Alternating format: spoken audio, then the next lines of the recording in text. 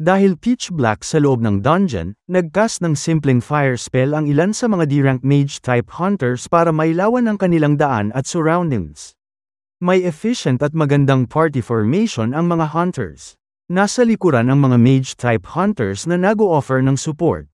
Binibigyan nila ng protective buffs at pati rin fire element attack buffs ang mga warrior-type hunters na nasa frontline. At naghahanda na silang harapin ang mga paparating na first wave ng monsters. Ang mga kalaban nila ngayon ay mga reptile monster species na mukhang giant lizards na may malalaking ear flaps. Sinabihan ng raid captain, na isang healer type si Rank Hunter, sina Suho at Lim Dogyon na hindi dapat sila masyadong lumayo sa raid party. Dahil dadalwa lang sila na bumubuo ngayon sa collection team, kailangan nilang bilisan ng husto ang pag-collect. Nag-express ng kaba si Dogyon dito, dahil mas delikado para sa kanila ni Suho na manatiling malapit sa strike team.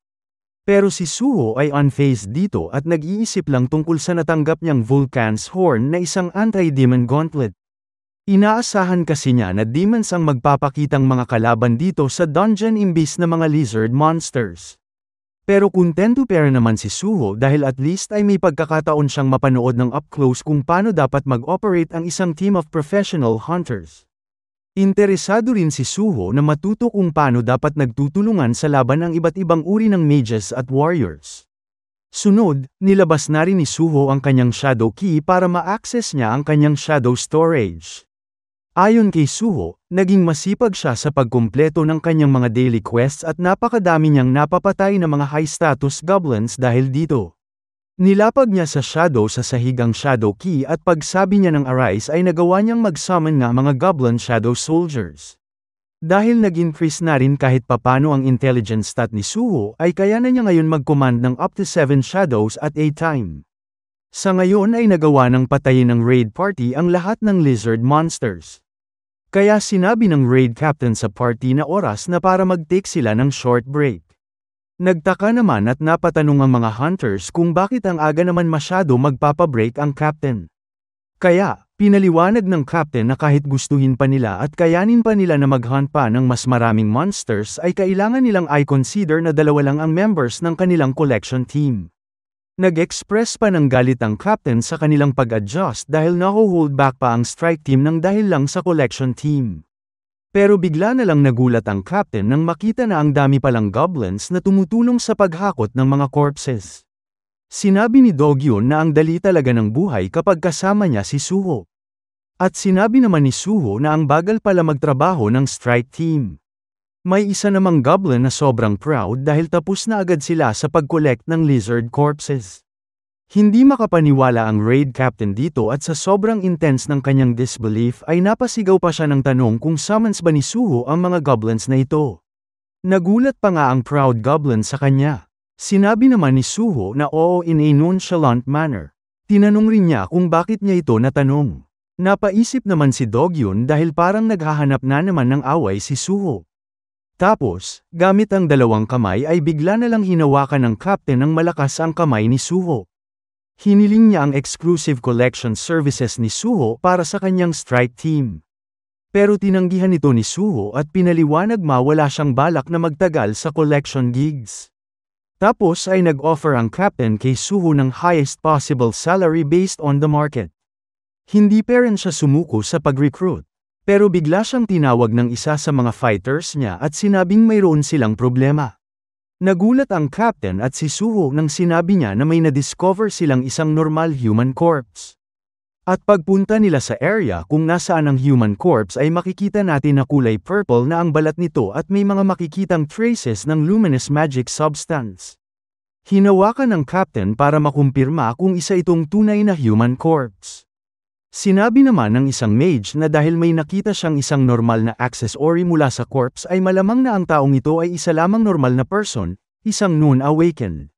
Sinabi ng captain na kailanman ay wala pa siyang nababalitaan na nagkaroon ng isang fire monster dito sa Soul Station, kaya weird talaga na makakita ng human corpse na mukhang nasunog. Dahil dito, parehas na iniisip ni Dogyon at Suho na ang corpse na nasa harap nila ngayon ay isang Mistborn. Tinanong ng captain si Dogyon kung ang Mistborn ba ay ang bagong type ng monster na nagbo-burn ng may blue flame. Sinabi naman ni Dogyeon na oo, at sigurado siya sa itsura nito dahil isa siyang survivor sa unang outbreak incident nito sa kanilang university. Tapos, biglang may dalawang hunters na sumigaw sa kanilang captain at nireport na may nakita pa silang tig-isang Mistborn corpse. Dahil dito, tinanong ng isang hunter ang kanyang captain kung dapat ba silang tumigil muna sa pag-hunt at mag-report muna sa association. Naging speechless naman ang captain sa tanong niya at nandilim pa ang paningin. Napaisip siya tungkol sa strange phenomenon na ito. Base sa suot ng mga corpse na damit ay mukha silang mga non-hunter normal people. Confident pa rin ang captain na kayang ma-handle ng kanyang team of C-rank and D-rank hunters ang kanilang current situation. Kaya sinabi ng captain na dapat lang silang magpatuloy sa ngayon. Sumangayon naman ang hunters niya na hinihintay lang ang kanyang go signal. Nagulat si Suho dito dahil hindi niya inaasahan na gusto pa rin ng strike team na magpatuloy matapos ma-realize ang kanilang sitwasyon. Dahil dito ay nagbigay ng warning si Suho sa captain at sinabing mas delikado pa ang mga Mistborn kesa sa iniisip niya. Pero ginamit lang ng captain ang kanyang authority at sinabing siya pa rin ang magde-decide kung ano ang dapat nilang gawin. Muli niyang pinaalala sa collection team na dapat nilang gawin ang kanilang trabaho at bumuntot lang ng malapit sa strike team. Napasay naman si Dogyeon sa idea na makakakita na naman sila ng mga Mistborn. Sinabi naman ni Suho sa kanya na hindi ba mayroon siyang running skill. Napatanong naman siya kung bakit natanong ni Suho iyon. Tapos sinagot ni Suho na sa oras na may makita si Dogyeon na hindi maganda, dapat ay mag-run away na siya immediately. Dahil ang totoo, wala talaga sa kanilang nakakaalam kung anumang klaseng mga dangers ang nag-iintay para sa kanila as they go deeper sa dungeon. Meanwhile sa center ng field-type dungeon, may makikita tayong blue flames at may maririnig tayong mga sigaw ng mga humans na kasalukuyang sinusunog nito habang nakalambitin. Apparently, mayroon pala ditong mga human merry-go-round kung saan ang mga humans ay sinusunog habang chained up off the floor. At mayroong 3 persons na pinapanood ang ongoing experiment. Sinabi ng giant shaman na kulang pa sa lakas ang apoy na gamit nila. Tapos, tinanong niya ang mga kasama niya kung kamusta na ang kanilang problema sa furry wood supply. Sinabi naman ng Long Masked Man na nakatanggap siya ng report na may problema sila sa kanilang supply grounds at hindi smooth ang kanilang shipment. Kaya, sinuggest nito na kailangan nilang kausapin ng human para sabihin sa kanya na kailangan niya ng bagong paraan ng pag-supply sa kanila. Nagsalita naman ng dog-type demon monster na urgent need nila na makapag-replenish. Nag-express ng disappointment ang Long Masked Man dahil hindi siya makapaniwala na ang furry wood supplier nila na Hyena Guild ay biglang nagkaroon ng problema. Kapag nagpatuloy ito ay malalamangan na sila ng ibang factores sa pag-produce ng Stardust. Tapos ay bigla na lang nagulat ang giant shaman. Naramdaman nilang tatlo na may kakaibang presensya na lumalapit sa kanilang area mula sa itaas. Napatanong ang Long Masked Man kung may mga dumating bang mga hunters. At dahil mayroon silang furry wood shortage, good timing ito para sa kanila. Nag-volunteer ang dog demon na siya na ang pupunta para harapin ang mga hunters, at binili niya sa mga kasama niya na sila na ang bahala sa pag-prepare ng offering at pag-summon ng kanilang comrades. Pinaalala naman ng dalawa sa kanya na kailangan niyang i-capture ng buhay ang mga humans. Sinabi naman ng dog demon na syempre alam niya yun, sabay nilabas na niya ang kanyang large-sized cleaver. Patuloy pa rin na nananalo sa laban ang mga hunters ng strike team laban sa waves ng mga lizard monsters. Masaya sila dahil iniisip nila na tama ang kanilang desisyon na magpatuloy sa pag-hunt. Malaki ang expected nilang kikitain para sa araw na ito. Mayroon naman silang si rank healer na captain kaya confident sila kahit pa ma-injure ng konti. At bukod pa dito, masaya ang captain na may kasama silang magaling na collection team in today's raid. Tapos may dinukot na bagay ang captain mula sa kanyang bulsa, at ito ay isang bola ng Stardust. Sinabi niya na sinesave niya ito para sa right moment, at iniisip niya na baka oras na para gamitin niya ito ngayon. Tinanong rin niya ang mga kasama niya kung alam ba nila ang tungkol dito. Apparently, hindi ito sekreto among the hunters nationwide. Sobrang mabente ito at dahil sa sobrang in-demand ay mahirap rin makabili nito. Hindi pa makapaniwala ang isang hunter na mayroong Stardust na tinatago ang kanilang captain. Pinaliwanag naman ng captain na kayang i-increase nito ang rank ng isang lower-ranked hunter by 1 rank higher. At naglalast ang effect nito for 1 week. Nag-contemplate naman ang captain sa sarili niya kung dapat na ba niyang kainin ito para ma-experience ang effect. Medyo excited na rin siyang matry ito for the first time. Pero ang hindi niya alam, sa bandang kaliwa niya ay may paparating ng isang kalaban. At ito ay ang Dog Demon. Mabilis itong nakarating sa bandang likuran ng captain at huli na para makariak pa ang captain sa kanya. Isang word lang ang binanggit ng Dog Demon sa captain bago niya ito inatake. Oops! Sunod, inikat ng Dog Demon ang paghawak niya sa kanyang cleaver para gamitin ang dull side nito. Hinampas niya ito sa captain para ma-knockdown ito nang hindi napapatay. Dahil dito ay nabitawan lang ng captain ang hawak niyang Stardust at nabasag ang glass casing nito nang mahulog ito sa sahig. Nagulat na lang ang isang hunter nang ma-witness ito at napaupo na lang siya sa lapag sa takot. Kaso siya na agad ang kasunod na tinarget ng Dog Demon. Natakot na rin ang the rest of the members ng strike team at nagulat rin sila na kayang magsalita ng monster na biglang dumating. Pero kahit patakot sila ay sinubukan pa rin magpakatatag ng strike team habang pinapanood nila ang isa pa sa mga kasama nila na ma-knockout, matapos ito hinampas ng Dog Demon ng hilt ng kanyang dagger. Sunod ay tinutok ng Dog Demon ang kanyang large cleaver sa mga tao at nagsimulang magbilang. Sa huli ay sinabi niya na mayroon siyang total of 10 humans na tinatrato niya bilang opponents imbis na victims, dahil sila ay may taglay na lakas bilang mga hunters. Naglabas siya ng sarili niyang Stardust at sinabing hindi niya kailangang dalhin ng buhay ang 10 hunters. Dahil malalakas sila, kailangan niya silang patayin. Hindi naman makapaniwala ang strike team nang makita nila ang Dog Demon na may dala ring sarili niyang Stardust. Hindi rin sila makapaniwala na gumagana ito sa isang monster. Pagkatapos ay consume ng Dog Demon ang Stardust ay biglang naging mas intimidating at unhinged pa lalo ang kanyang aura at manner of speaking. Dahil dito ay nagkasundo ang buong strike team na dapat nilang patayin agad ang kalaban nila bago pa mag-take effect ang super buffs ng Stardust. Kaya, sinugod nila ito ng sabay-sabay. Pero gamit ang large cleaver, kayang pumatay ng Dog Demon ng 2 hunters sa isang strike lang. At kahit pa nakapagkas na ng preemptive fireball ang isang mage ay mabilis pa rin siyang naabutan ng sumunod na atake ng Dog Demon. Nagawa ring patayin ng Dog Demon ang magic light source na gamit ng strike team. At pagkatapos dumilim sa dungeon, nagpanik na ang lahat ng remaining members ng strike team dahil wala silang makita sa dilim. Tapos ay nagpaulan lang ang Dog Demon ng multiple slashes sa buong area at walang kahit isang hunter ang nakasurvive dito. Pagpasok ng onting moonlight, makikita natin na maraming dugo ang tumalsik papunta sa damit ng Dog Demon. Dinrag nito ang unconscious body ng captain pabalik sa kanilang production station at sinabi niya, "For Ewood obtained." In the end ay nakasecure lang siya ng ilang bodies, dahil pinatay lang niya ang ibang members ng strike team. Pagkatapos nito, biglang nakatanggap ng bagong quest si Suho habang nagko-collect ng lizard corpses.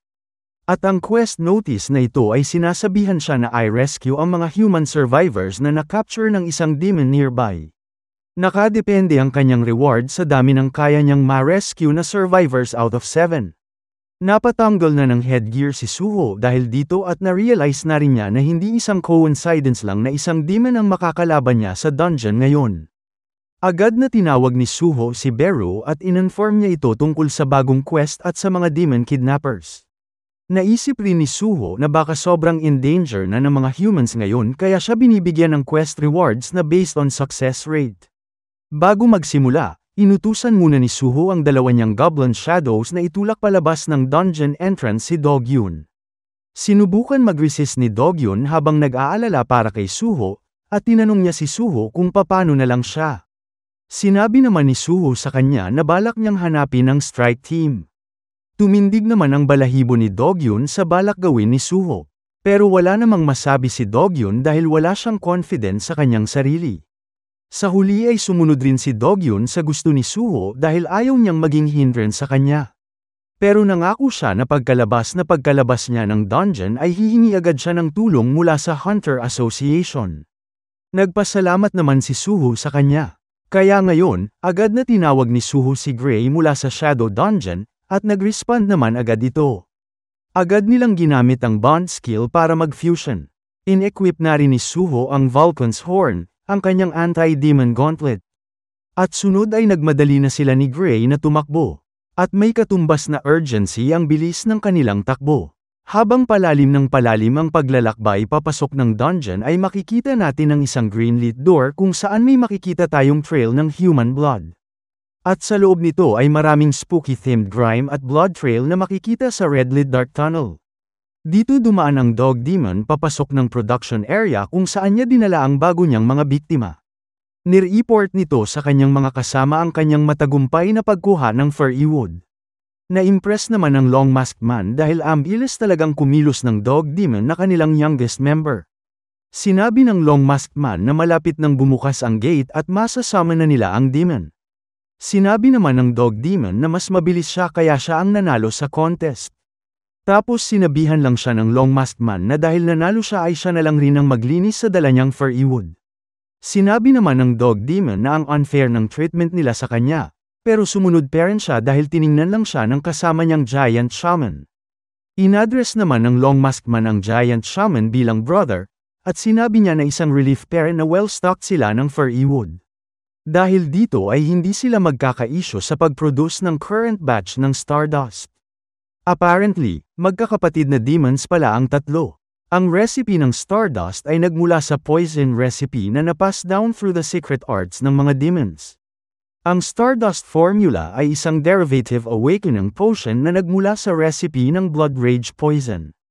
Nagagawang palakasin ng Blood Rage Poison ang magical power ng user nito, pero ang masamang side effect ay na-drain din nito ang mismong life force ng user. Pero kapag ang ginamit sa process ay ang Flames of Mistburn imbis na Hellfire, na-reduce nito ang side effects. At ito mismo ang Stardust. Malaki ang pasasalamat nilang lahat sa apostle na nag-reveal ng recipe na ito sa kanila. Ang apostles Decentrin mismo ang nagdala ng Jomeso sa kanilang mundo. Ang Jomeso ay ang mga creatures na kayang mag-corrupt ng souls para i-turn ang mga humans into mindless monsters. Dahil dun, kahit ang mga lower demons tulad nilang tatlo ay may pagkakataon na mag-grow stronger. Nag-agree naman ang youngest demon sa mga sinabi ng kanyang middle brother. Tapos, biglang naramdaman ng giant Big Brother Shaman Demon na may paparating sa lugar nila na malakas na presensya. At mabilis itong nagko-close in. Binigyan niya ng warning ang brothers niya at napatanong ang middle brother kung mayroon pa bang natitirang hunters sa dungeon. Sinabi naman ng youngest na unlikely yun, at malamang ay may bagong hunter na dumating. Matapos ng ilang sandali ay bigla na lang sinipa ng malakas ni Suho ang pintuan papasok ng production room at tumalsik ito ng malayo papunta sa Demon Brothers. Pero agad na nag-respond ang youngest at hinati niya sa gitna ang puntuan na tumalsik. Tinanong ni Suho si Bero kung ito na ba ang lugar na hinahanap nila, at kinumpirma naman ito ni Bero. Nanlaki naman ang mga mata ni Suho nang ma-realize na ang makakalaban niya ngayon ay tatlong magkakapatid na demons. Pero bukod pa dito, ang mas nakakagulat pa na makita ay ang pagbind at pagburn na ginagawa ng demons sa mga Mistborns. Napaisip pa siya kung isang klaseng ritual ba ang ginagawa nila dito. Pero mabuti na lang at ligtas pa rin sa ngayon ang 7 survivors. Tapos bigla na lang naramdaman ni Suho ang large cleaver ng youngest demon na sa bilis ng atake ay halos nakadikit na sa leeg niya para pugutan siya. Pero kahit pa ganun ay mabilis pa ring nailagan nito ni Suho. Takang-taka naman ang youngest demon kung paano na ngayring nagawa pera ni Suho makailag sa mabilis niyang atake. Sunod ay nag-charge up na ng power si Suho para sa kanyang atake at tinanong niya ang youngest demon kung siya rin ba ang sakuna kung bakit may nakita siyang mga patay na hunters on the way dito. Pero hindi na nakasagot pa ang youngest demon dahil agad na nagpalipad ng malakas na straight right punch si Suho sa kanya. Nagawa man niyang sanggay nito gamit ang kanyang cleaver, pero napatalsik pa rin siya ng malayo sa lakas ng impact. Dahil na-witness ng dalawang brothers na nagawa pa rin ni Suho na ilagan ng quick attack ng kanilang Stardust-induced youngest brother, napagdesisyonan nilang mag-take rin ng Stardust para tulungan ang kanilang kapatid sa laban. Kaya kinain na rin nila ang Stardust nila para mag-power up. Sa ngayon ay halatang si Suho ang nagdo-dominate sa duel nila ng youngest demon. Pero nagbago ang lahat nang biglang may tumawag sa youngest brother na mag-come out. At dito na biglang nakasense ng danger si Suho. Sinugod na siya ng 2 pang demons at may dalang higanteng kamao ang giant shaman. Napa-backflip muna into safety si Suho para mailagan ang higanteng kamao na muntikan na siyang tamaan.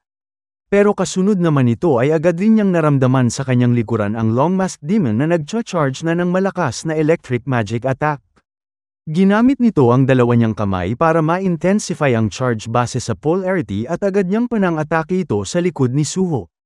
Tinanggap ni Suho ng buo ang malakas na kuryente mula sa magic na yun, habang ang youngest demon naman ay muli na naman siyang sinugod. Dahil dito ay ginamit na ni Suho ang isa sa mga trump card niya. Pagbanggit niya ng Arise, naglabasan na ang kanyang mga Shadow Soldiers para protektahan siya mula sa atake ng youngest demon. Nagulat naman ito nung bigla na lang niyang nakitang may lumitaw na mga Goblin Shadow Soldiers para pagtulungan siya. Hindi rin makapaniwala ang Long-Masked Demon sa nangyari, at mas lalo naman siyang nagtaka nang biglang nakatanggap ng isang suntok mula kay Suho. Napakalakas pera ng impact ng suntok na yun kahit pa nagmula ang kamao ni Suho sa isang awkward position at ang layo ng tinalsik ng Long-Masked Demon. Nagawa pa ring ma-recover ng Long-Masked Demon ang kanyang balance kahit papano. Tapos ay agad niyang binanggit sa kanyang big brother ang bagay na tinutukoy niya, na agad namang naintindihan ng kanyang big brother.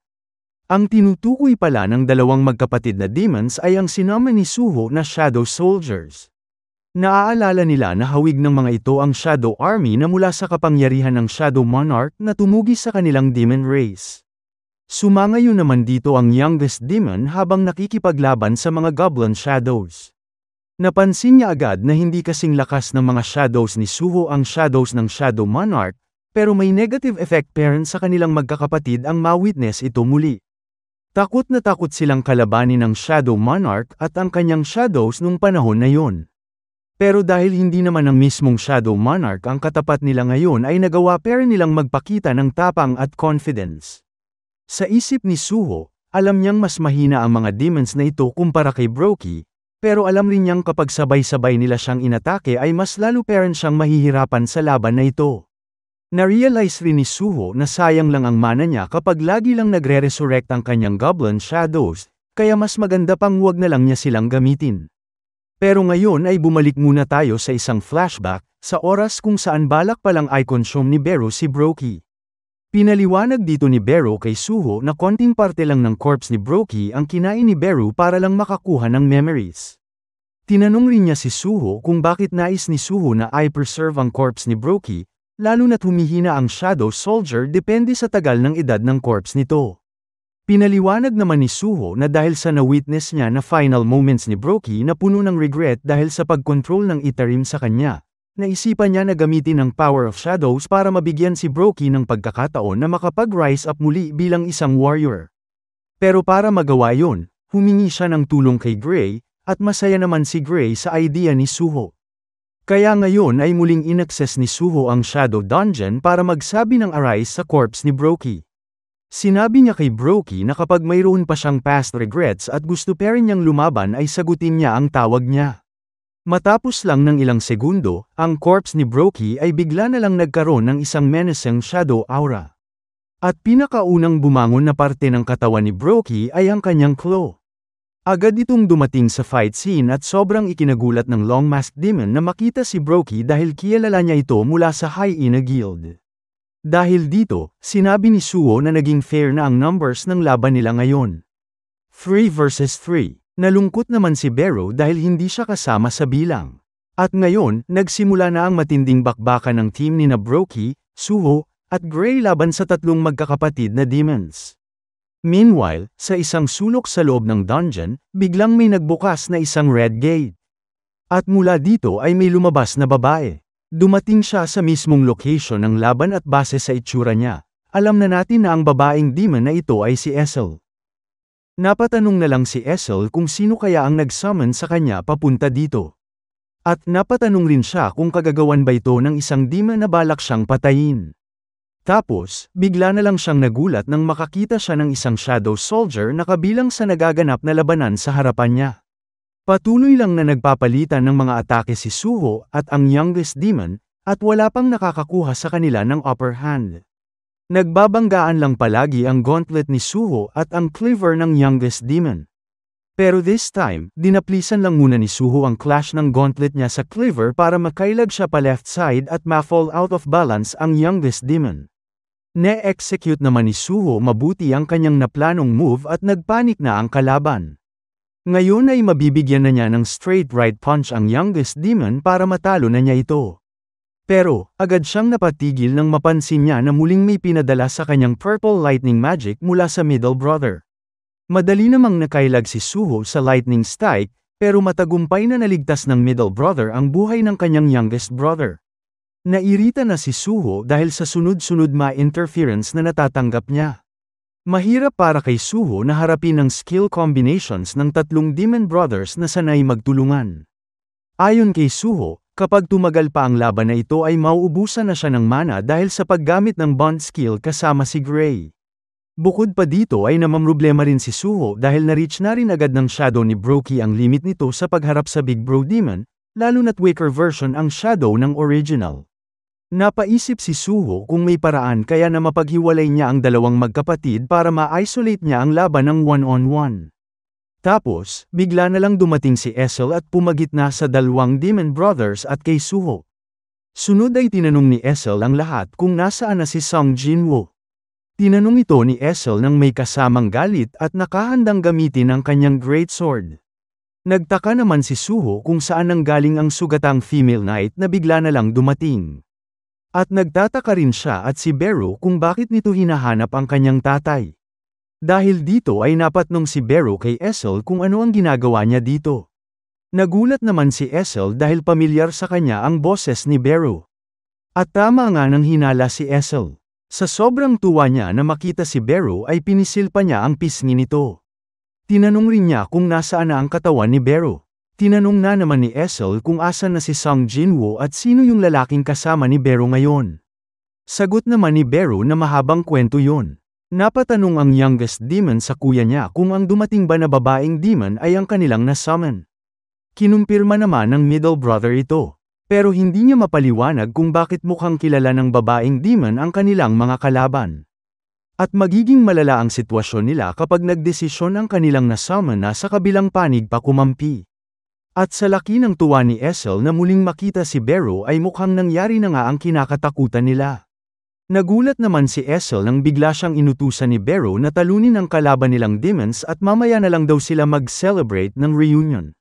Nagtaka rin si Suho dito. Dahil sa nangyari, pinlano ng dalawang Demon Brothers na unahing patayin si Essel, lalo na't kailangan lang naman nila ang dugo niya sa paggawa ng Stardust.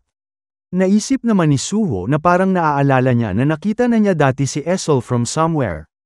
Tapos tinanong niya si Beru kung kaya ba ni Essel, habang sugatan, nakalabanin ng tatlong demons ng mag-isa. Sagot naman ni Beru na walang laban kay Essel ang low-ranked demons. Sinugod na ng youngest demon si Essel, habang pinapaliwanag ni Beru kay Suho na si Essel ang eldest daughter ng Leader household, ang last surviving household na na-spare ni Song Jinwoo sa Demon World. At ang kapangyarihan ni Essel ay katumbas ng isang S-rank hunter. Nagulat naman si Suho dito at na-excite na makapanood kung paano lumaban ng isang S-rank. Sa unang clash pa lang ng laban, agad na tinamaan ng malakas na atake si Essel sa likuran at nasaktan siya agad dito. Sobrang confused ni Suho at Beru dahil sa nangyari. Pagtalsik ni Essel papunta kay Beru, tinanong siya ni Beru kung paano naging sobrang hina na niya ngayon. Ang hina na rin ng need-detect niyang mana mula sa kanya. Napaiyak naman si Essel at napakwento tungkol sa nangyari sa kanya. Less than 6 months ago, nagkaroon ng mass rebellion sa buong Demon World at hindi kinaya ng Leader household na mag-isang pigilan ito.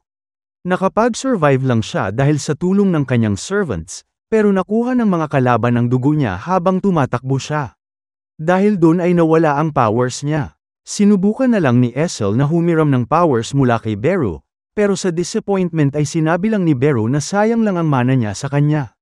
Napaiyak naman lalo si Essel dahil dito. Sa isip naman ni Suho ay napasay siya dahil dalawa na ang kasama niya ngayon na nawalan ng powers. Narinig naman ng Demon Brothers ang usapan ng tatlo. Hindi pa na-recognize agad ng middle brother si Essel bilang miyembro ng Leader household dahil sa paghina ng mana niya. Nabanggit rin niya sa mga kapatid niya na pagkakataon na nila itong magpalakas sa paraan ng pagkonsume ng dugo ng isang demon noble. Dahil sa nangyari kay Essel, naghanda na ulit makipaglaban si Suho at si Brookie. Pero sinabi ni Suho na nais sana niyang ma-isolate ang mga kalaban at ma-ARP sila ng one at a time. Sinabi naman ni Beru na mayroon siyang paraan para magawa yun. Kaya inactivate na ni Beru ang na-recover niyang ability na nanambalik matapos niyang makarecover ng kaunting mana.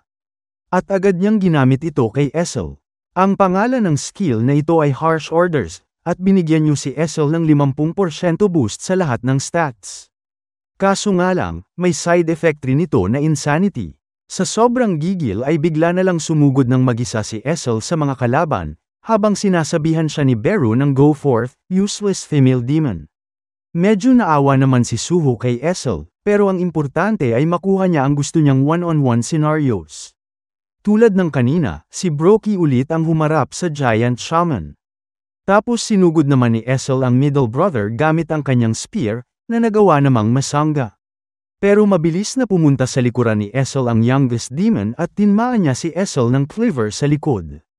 Pero, pagkatapos nito ay agad na sinunggaban ni Suho ang youngest demon na nagulat sa nangyari. At nilaipat ni Suho ang momentum ng kanyang speed papunta sa puwersa ng kanyang paghagis sa katawan ng youngest demon palipad sa Stardust Extracting Machines. Nasapul ni Suho ang target at habang nagkakaroon ng reaction ang blue flame sa katawan ng youngest demon ay tila may inner demon face pa ito na lumitaw mula sa bibig nito.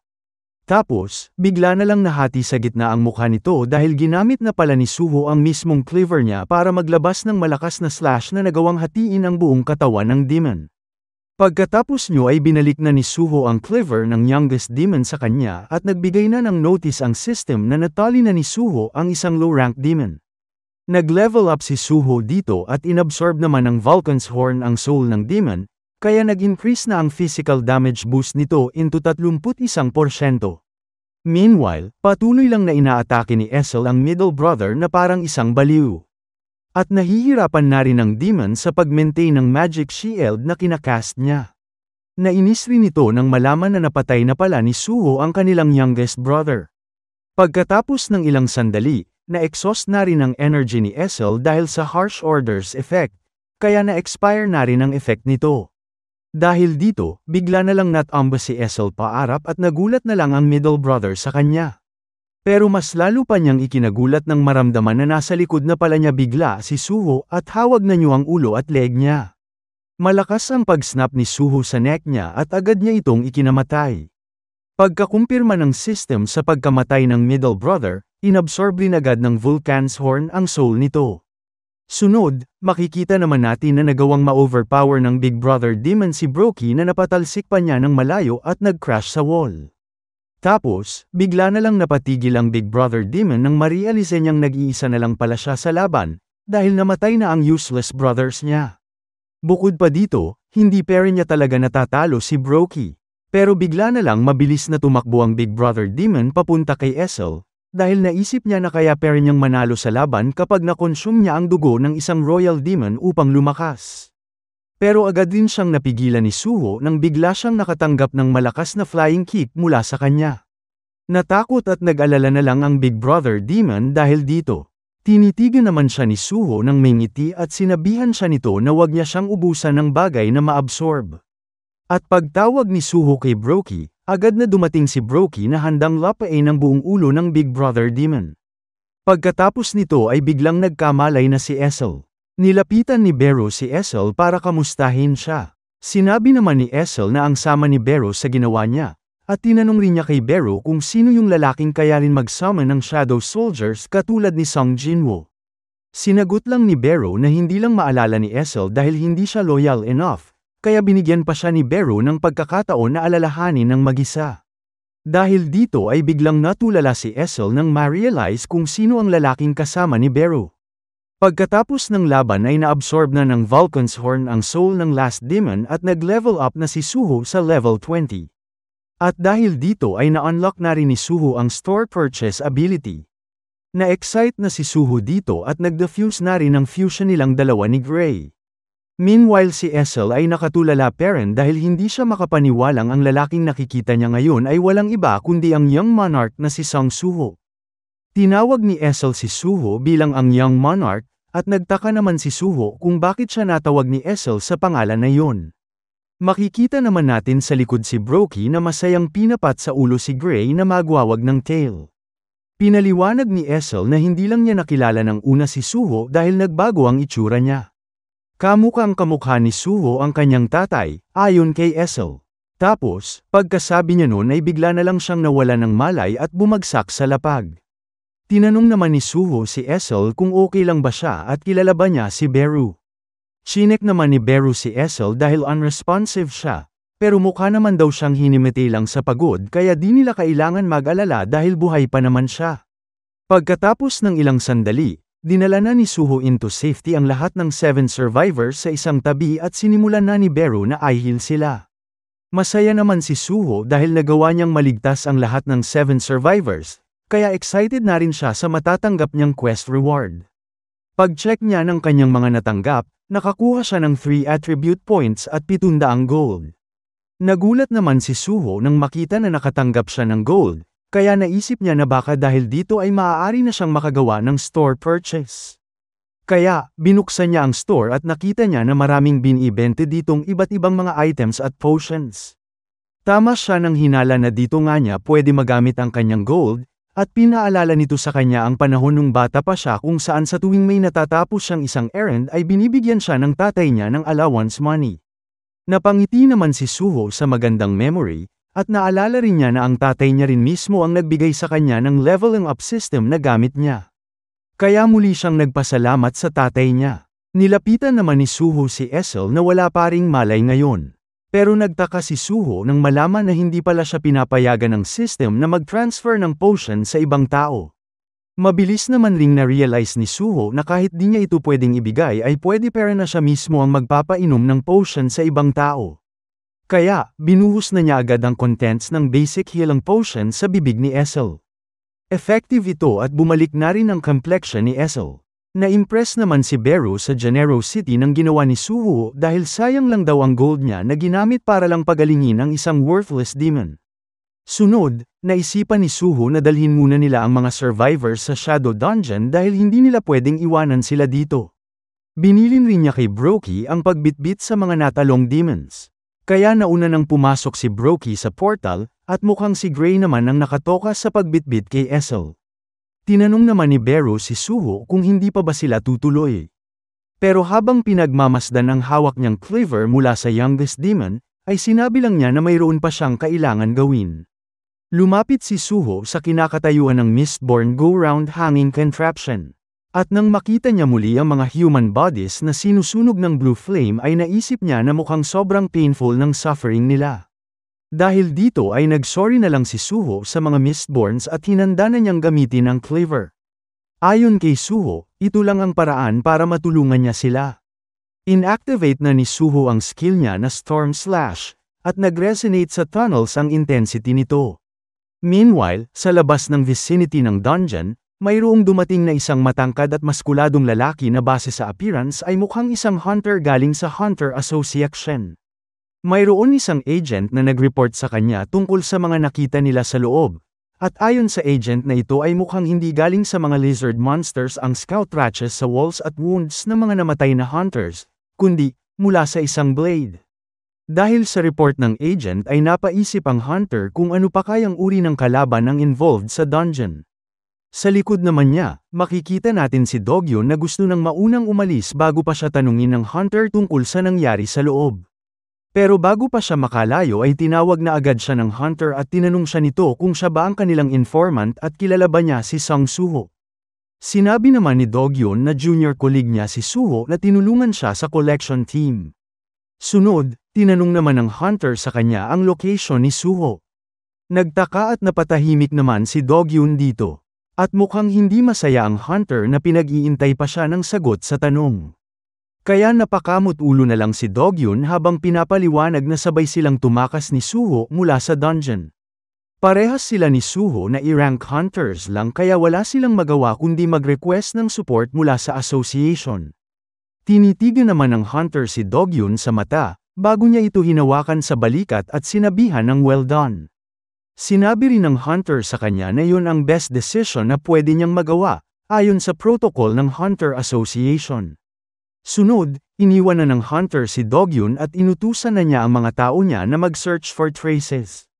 Nakaramdam naman ng relief si Dogyun dahil nakatakas siya sa further questioning. Pagkatapos ni Dogyun magbak-away, napaisip siya tungkol kay Suho. Hindi man siya sigurado, iniisip niya na si Suho mismo ang lumigtas sa mga surviving members ng kanilang strike team. Sa isipan niya ay sinabi niya na hindi niya alam kung ano ang reason ni Suho sa pagtago ng kanyang tunay na rank at kapangyarihan, pero sigurado naman siya na hindi ito ginagawa ni Suho para sa masamang bagay. Dahil dito ay napatingin pa nga sa bright sky si Dogyun at napangiti ng onti. Nakapagdesisyon siya sa sarili niya na iintayin na lang niya na si Suho na mismo ang magpaliwanag sa kanya. Pumunta naman tayo sa Ruined City part ng Shadow Dungeon, kung saan sa loob ng isang cafeteria sa isang building ay may makikita tayong isang double door. Pagpasok natin dito, makikita natin sina Essel na nakikipag-usap kay Suho. Mukhang malungkot si Essel dahil kakatapos lang ni Suho ikwento sa kanya ang mga recent events dito sa Earth. Nalungkot rin si Essel nang malaman mula kay Beru na nasa malayong lugar si Sung Jinwoo na kasalukuyang may kinakalaban na extraterrestrial force para mapigilan ang kanilang plans for Earth invasion.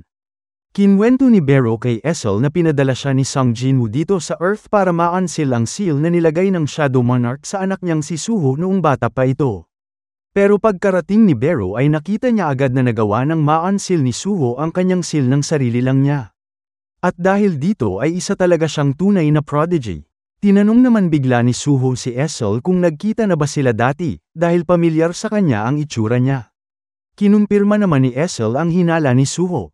Ayon kay Essel, ang first time nilang meeting ni Suho ay nangyari during one of the tutorial sessions na kinonduct ni Suho nung bata pa siya.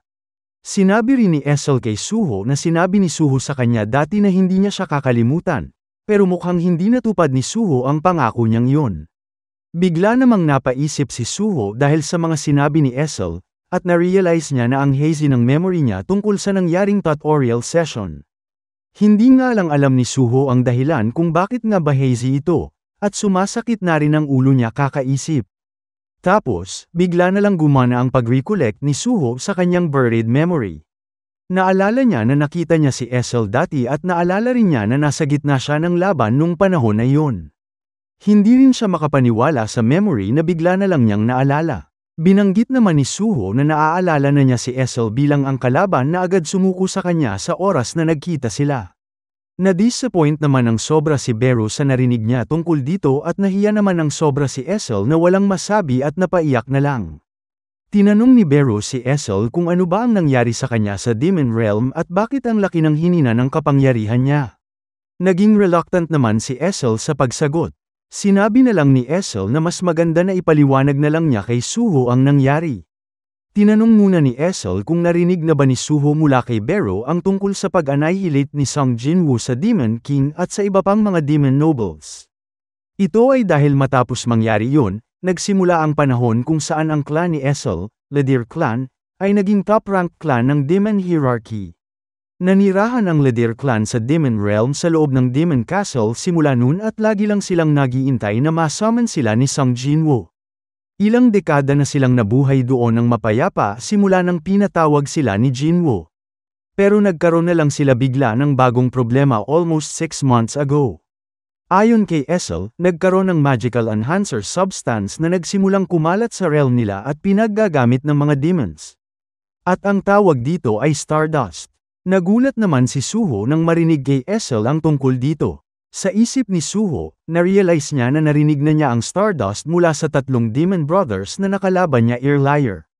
Kinain ng mga demons ito bago nila siya pinagtulungan sa laban kung saan bigla na lang siyang nahirapan. Pinaliwanag ni Essel na walang masyadong effect ang Stardust sa high-ranking demons na may strong magic power na to begin with.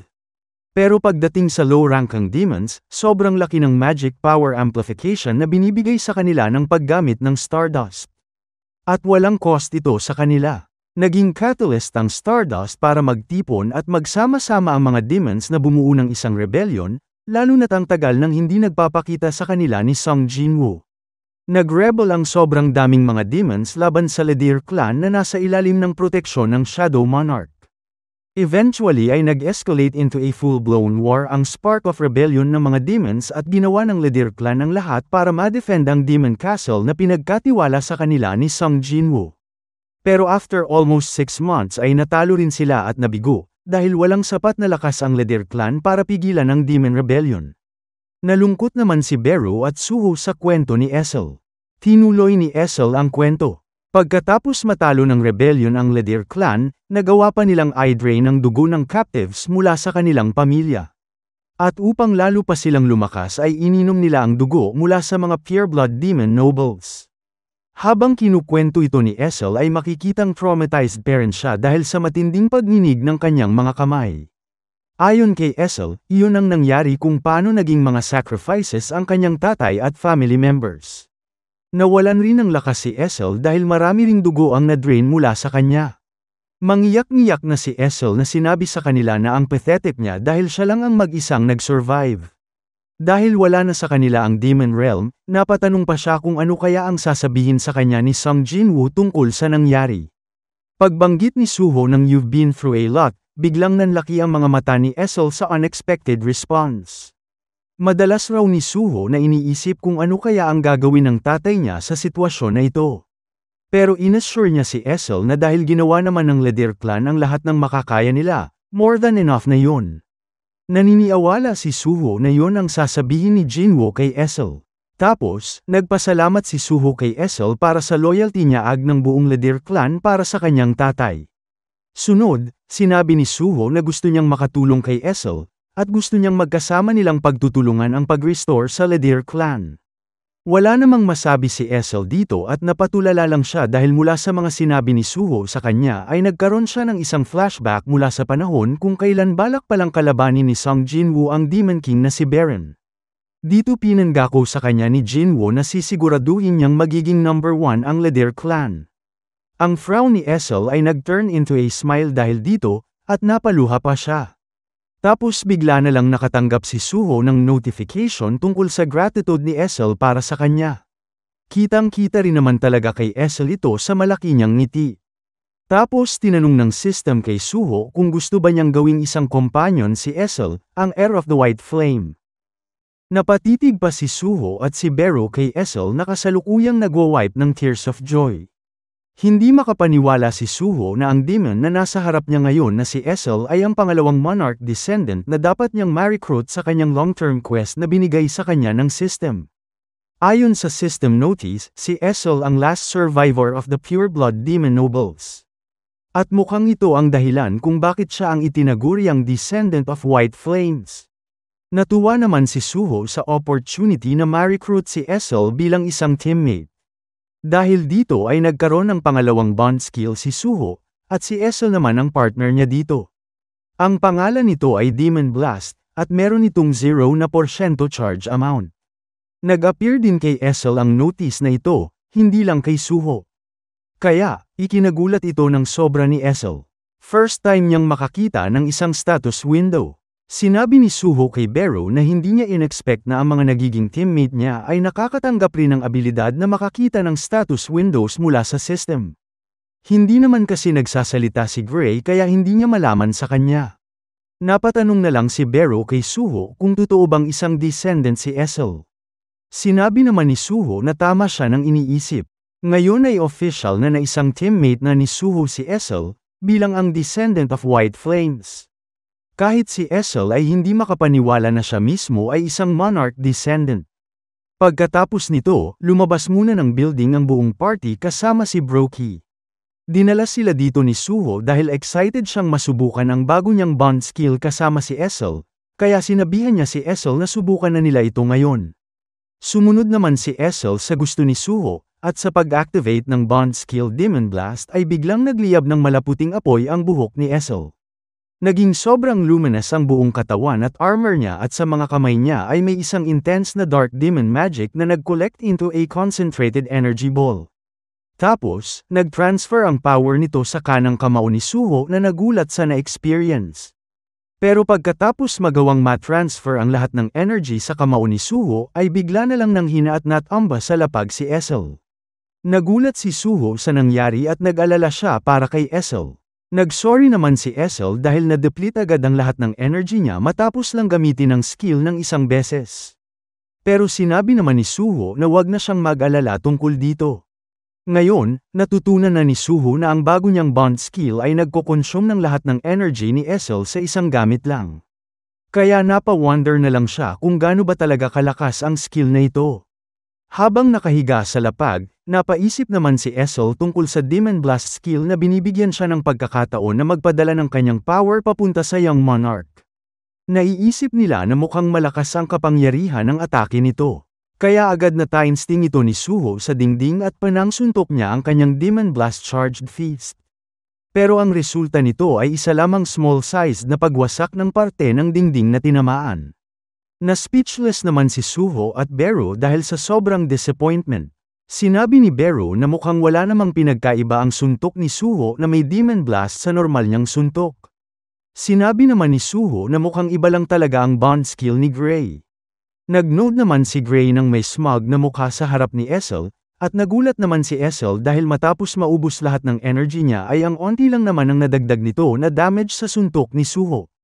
Dahil dito ay chinek ulit ni Suho ang stats ng Demon Blast skill at dito niya naintindihan kung bakit ang hina ng epekto nito kanina.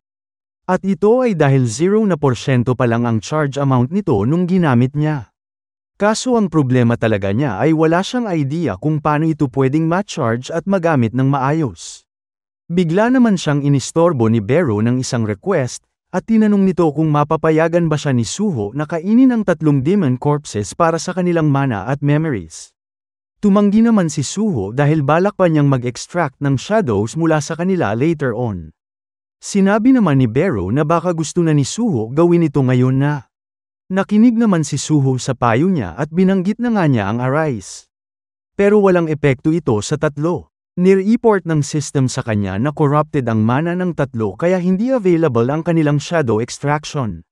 Binanggit ni Suho kay Beru ang sinabi ng system sa kanya, at sinabi naman ni Beru kay Suho na ganun rin ang laging ni-experience ng tatay niya pag sinusubukan mag-extract ng shadow mula sa demon corpses. Corrupted talaga ang souls ng demons, kaya ang paraan lang para ma-summon sila ay through a contract tulad ng ginawa ni Song Jinwoo sa Ledir household. Dahil dito ay pumayag na si Suho na kainin ni Beru ang demons dahil wala naman ng silbi ang mga ito. Nagpasalamat naman si Beru, habang si Essel ay napaiyak lang sa tabi dahil naapektuhan siya sa pag-describe nila ng demon souls bilang corrupted. Sunod ay nilapitan ni Suho si Essel para alukin siya ng isang health potion. Nagpasalamat naman si Essel sa kanya pero nahiya na naman siya dahil feeling niya ay nai-inconvenience niya si Suho.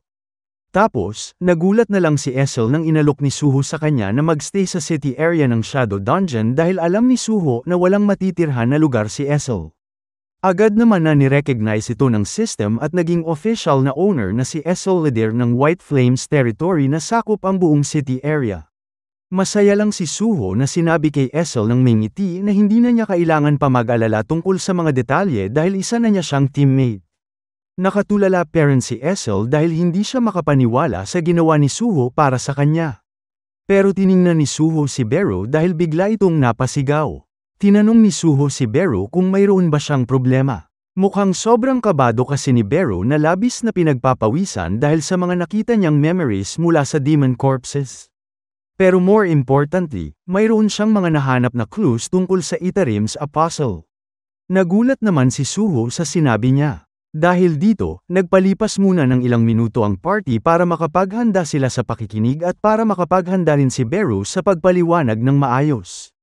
Umupo na ng relaxed sa lapag ang apat habang nagpe-prepare si Beru ng magic diagram para sa pag-explain.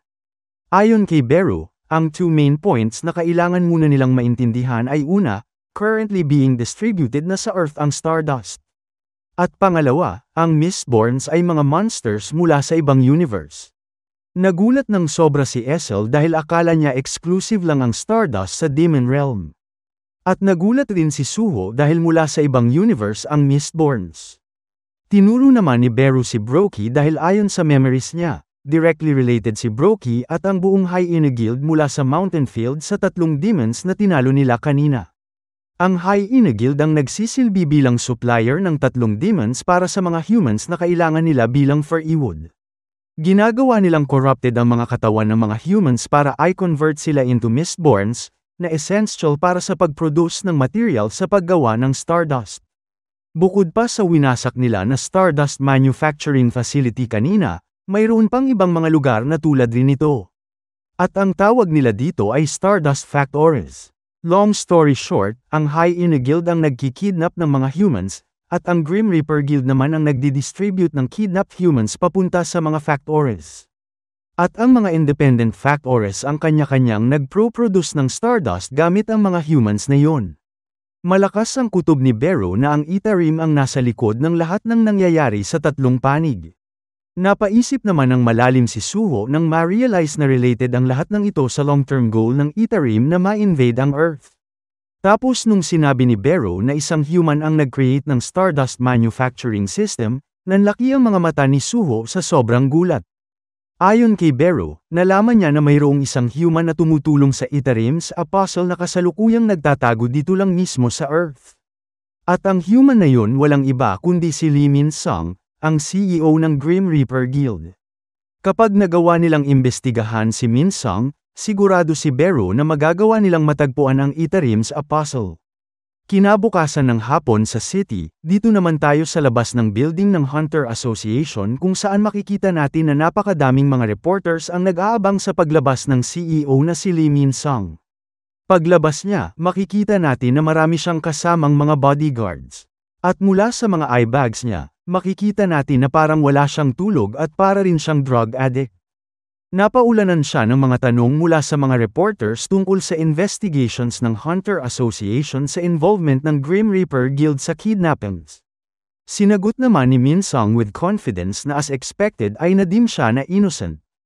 Tinanong naman ng isang reporter kung talaga bang walang idea si Min-sung tungkol sa mga nangyaring kidnappings kahit na ang Hyena Guild ay sponsored ng Grim Reaper Guild. Bukod dito, marami ring mga hunters ang namatay sa Seoul Station Field sa ilalim ng management ng Grim Reaper Guild. Tinanong rin ng reporter si Min-sung kung anong masasabi niya tungkol doon. Nagsimula namang sumagot si Min-sung ng pinagpapawisan at mukhang disturbed. Sinabi niya sa lahat ng reporters na ginawa lang ng Grim Reaper Guild ang kanilang best, simula pa ng panahon 2 years ago kung kailan na-plunge into chaos ang mundo dahil sa Great Cataclysm. Habang nanginginig sa harap ng mga tao, sinabi ni Min-sung na kaya nila spinonsorin ang Hyena Guild ay dahil para matulungan nila sila sa kanilang goal na makatulong sa mundo, kahit na ang Hyena Guild ay nagko-consist lamang ng D-rank hunters. Kaya rin binigyan ng Grim Reaper Guild ang ibang hunters ng pagkakataon na mag-raid sa Soul Field ay para mabigyan sila ng good training experience. Ayon kay Min-sung, hindi nila inaasahan na magkakaroon ng masamang resulta ang kanilang actions na may good intentions. Nagulat at naawa naman bigla ang mga reporters kay Min-sung nang makita nila siyang nagsimulang humagulgol. Sinisipa ni Min-sung ang kanyang sarili dahil kinyo lang daw siya sa pag-manage ng maayos, kaya namatay ang maraming mga tao. Sa huli, nag-sorry siya sa lahat ng kanyang pagkukulang. At nagpatuloy na siya sa paglalakad paalis. Dahil dito ay tinigilan na siya ng mga reporters sa kanilang mga pagtatanong. Nag-usap-usap na lang ang mga reporter sa isa't isa at napagkasunduan nila na mukhang totoo ang innocence ng Grim Reaper Guild at mukhang ang totoo ay biktima lang rin sila, lalo na't puro lang naman sila good deeds until now. Ayon sa ibang reporters, dapat pa nga nakilalanin ng Grim Reaper Guild bilang mga heroes. Pagkalayo ni Min-sung ay napangiti na lang siya ng matindi dahil naging epektibo ang kanyang pagpapanggap sa harap ng media.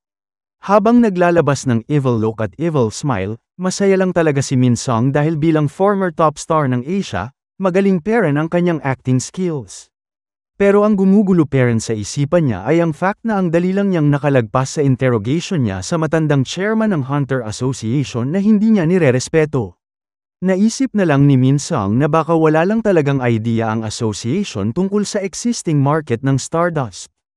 Tapos, mula sa isang gilid malapit kay Min-sung, makikita natin na may isang lalaking nag-iispiya sa kanya. At ito ay si Suho. Tinanong ni Suho si Beru kung may nararamdaman ba siyang Itarim energy mula kay Min-sung, at sinabi naman ni Beru na walang kahit isang katiting na Itarim energy na nagmumula kay Min-sung. Pinagmasdan pa ng mas mabuti ni Suho si Min-sung mula sa likod ng wall at tinanong niya si Bero na kung ang ibig sabihin ba nun ay hindi kontrolado si Min-sung ng itarim. Sinabi naman ni Bero na tama si Suho nang sinabi. Tapos biglang naghandang umatake at makipaglaban si Suho habang sinasabing pwede naman nilang siguraduhin ang hinala nila. Tapos nagulat na lang siya nang bigla siyang pinigilan ni Bero sa balak niyang gawin. Pinaliwanag ni Bero sa kanya na kahit napanood na niya si Suho na nakipaglaban sa mga malalakas na kalaban, ibubuwis pera ni Bero ang sarili niyang buhay para lang mapigilan si Suho sa balak niyang gawin. At ito ay dahil ibang klaseng lakas ang nararamdaman ni Bero mula sa mana ni Min-sung, na ngayon ay napalingon patalikod dahil may naramdaman na hostility mula sa kanyang likuran. Pero nakatago naman on time sina Suho bago pa siya mahuli ni Min-sung. Kinabahan si Suho bigla sa naramdaman niyang intensity ng evil mana ni Min-sung kaya na-relieve na lang siya na nakapagtago pa siya. Dahil dito ay tinanong ng bodyguard si Min-sung kung mayroon bang problema, at sinabi naman ni Min-sung na wala lang yun. Pinaliwanag ni Bero kay Suho na wala pa siya sa level na high enough para matalo si Lee Min-sung, dahil siya ay isang A-rank hunter. Tumuloy na sa Min-sung sa biyahe nang may confidence sa loob ng kanyang sasakyan. Sa sumunod na eksena, pumunta tayo sa kondo ni Lee Min-sung, at dito ay nagsasaya siya dahil sobrang dali daw na nabago niya ang public perception sa pamamagitan ng pag-acting ng kaunti. Lumalabas na napakomento siya ng ganon dahil nakita niya sa social media na nadeklara na siya na inosente ng Hunters Association, at yung lahat ng pinaggagawa niya ay naging mabuti pa sa paningin ng publiko. Habang nagsasaya siya dito ay may dumating naman na isang babae, at napatanong kung ano yung meron dito, at nakikita niya daw ba dito yung hero of the hunter industry, kung saan tinawag ito ni Min-sung na Madam. Sinabi ng babaeng ito sa kanya na dapat ay sinabihan niya ito kung pupunta ba siya dun, at nginitian siya nito. Pagkatapos, inutusan nito yung mga kasama niya doon na magsilabas, habang si Min-sung ay napatanong kung dapat niya bang i-report ang lahat ng kanyang ginagawa, kung saan sumagot yung babae na hindi. At alam niya naman daw yung ibig nitong sabihin. Napakomento yung babaeng ito sa kanyang isipan na ang nasty ng personality ni Min-sung, at habang tinititigan siya nito ay ipinaliwanag niya na sa atin na pinanganak ito with a silver spoon at naging isang Korean star in his teenage years, kaya no wonder daw kung bakit ang taas ng pride nun. Gayunpaman daw, napatumba daw yung taas ng pride na ito matapos ang Great Cataclysm. Matapos daw kasi ang Great Cataclysm, although merong matinding commotion sa pagiging A-rank hunter ang isang celebrity na kagaya nito, yung driver ni Min-sung ay nag-awaken bilang isa sa mga rare S-rank hunters sa loob ng Korea. Yung story daw na ito ay ipinakita sa balita at yung spotlight ay napunta na lang lahat sa kanyang driver. Ayun daw ang instant na nabaliktad ang Archie na nagpanatili sa kanya sa itaas.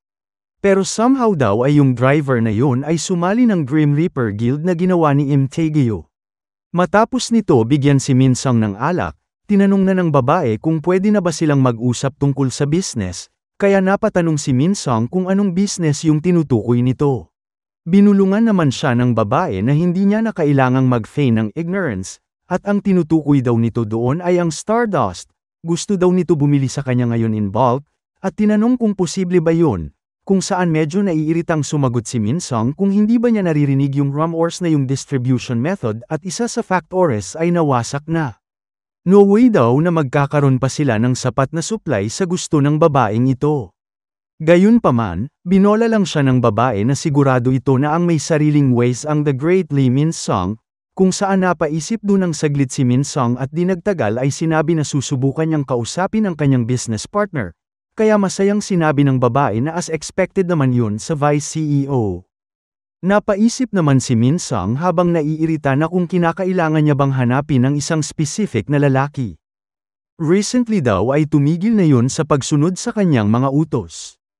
Pagkatapos, ipinakita sa atin ang isang batang lalaki na nakatitig sa bintana ng isang condo room, at tila may shade of yellow na pinapalabas ang mga mata nito. At dito rin ay ipinakita sa atin ang ilang beings na katulad ng mga nagbigay kay Brookie ng Yellowstone na misteryosong human-like creatures na may yellow halo sa kanilang ulo. Sa sumunod na eksena, pumunta tayo sa Shadow Dungeon at dito ay patuloy ang pagpatay ni Suho at ng kanyang mga kakampi sa mga goblins para sa kanyang daily quest. Matapos maubos ang mga kalaban, agad niyang pinaalam sa mga kasama niya na isasama na niya yung susunod na round of goblins, habang si Beru ay napapaisip na malamang ay nararamdaman na ni Suho ang pagiging impatient dahil sa napag-use pa nila ngayon lang. Lumalabas na gumawa siya ng presentation upang ipaliwanag kila Suho na yung goal nila ay makakuha ng impormasyon sa Itarim Apostle galing kay Lee Min-sung na nasa top ng Stardust Distribution. Dapat daw nilang i-assume na magsisimula ang isang battle kapag nilapitan nila si Min-sung. Napatanong si Suho kung papaano sila makakakuha ng impormasyon sa Itarim Apostle galing dun, kaya sinabi ni Beru na kung hindi nun yun sasabihin sa kanila ay kakainin niya na lang yun para makuha yung impormasyon. Pinayagan naman daw siya ng Shadow Monarch na kumain ng humans as long as identified ang mga yun na evil. Gayunpaman daw, magagawa lang nila yun kapag natalo nila si Lee Min-sung.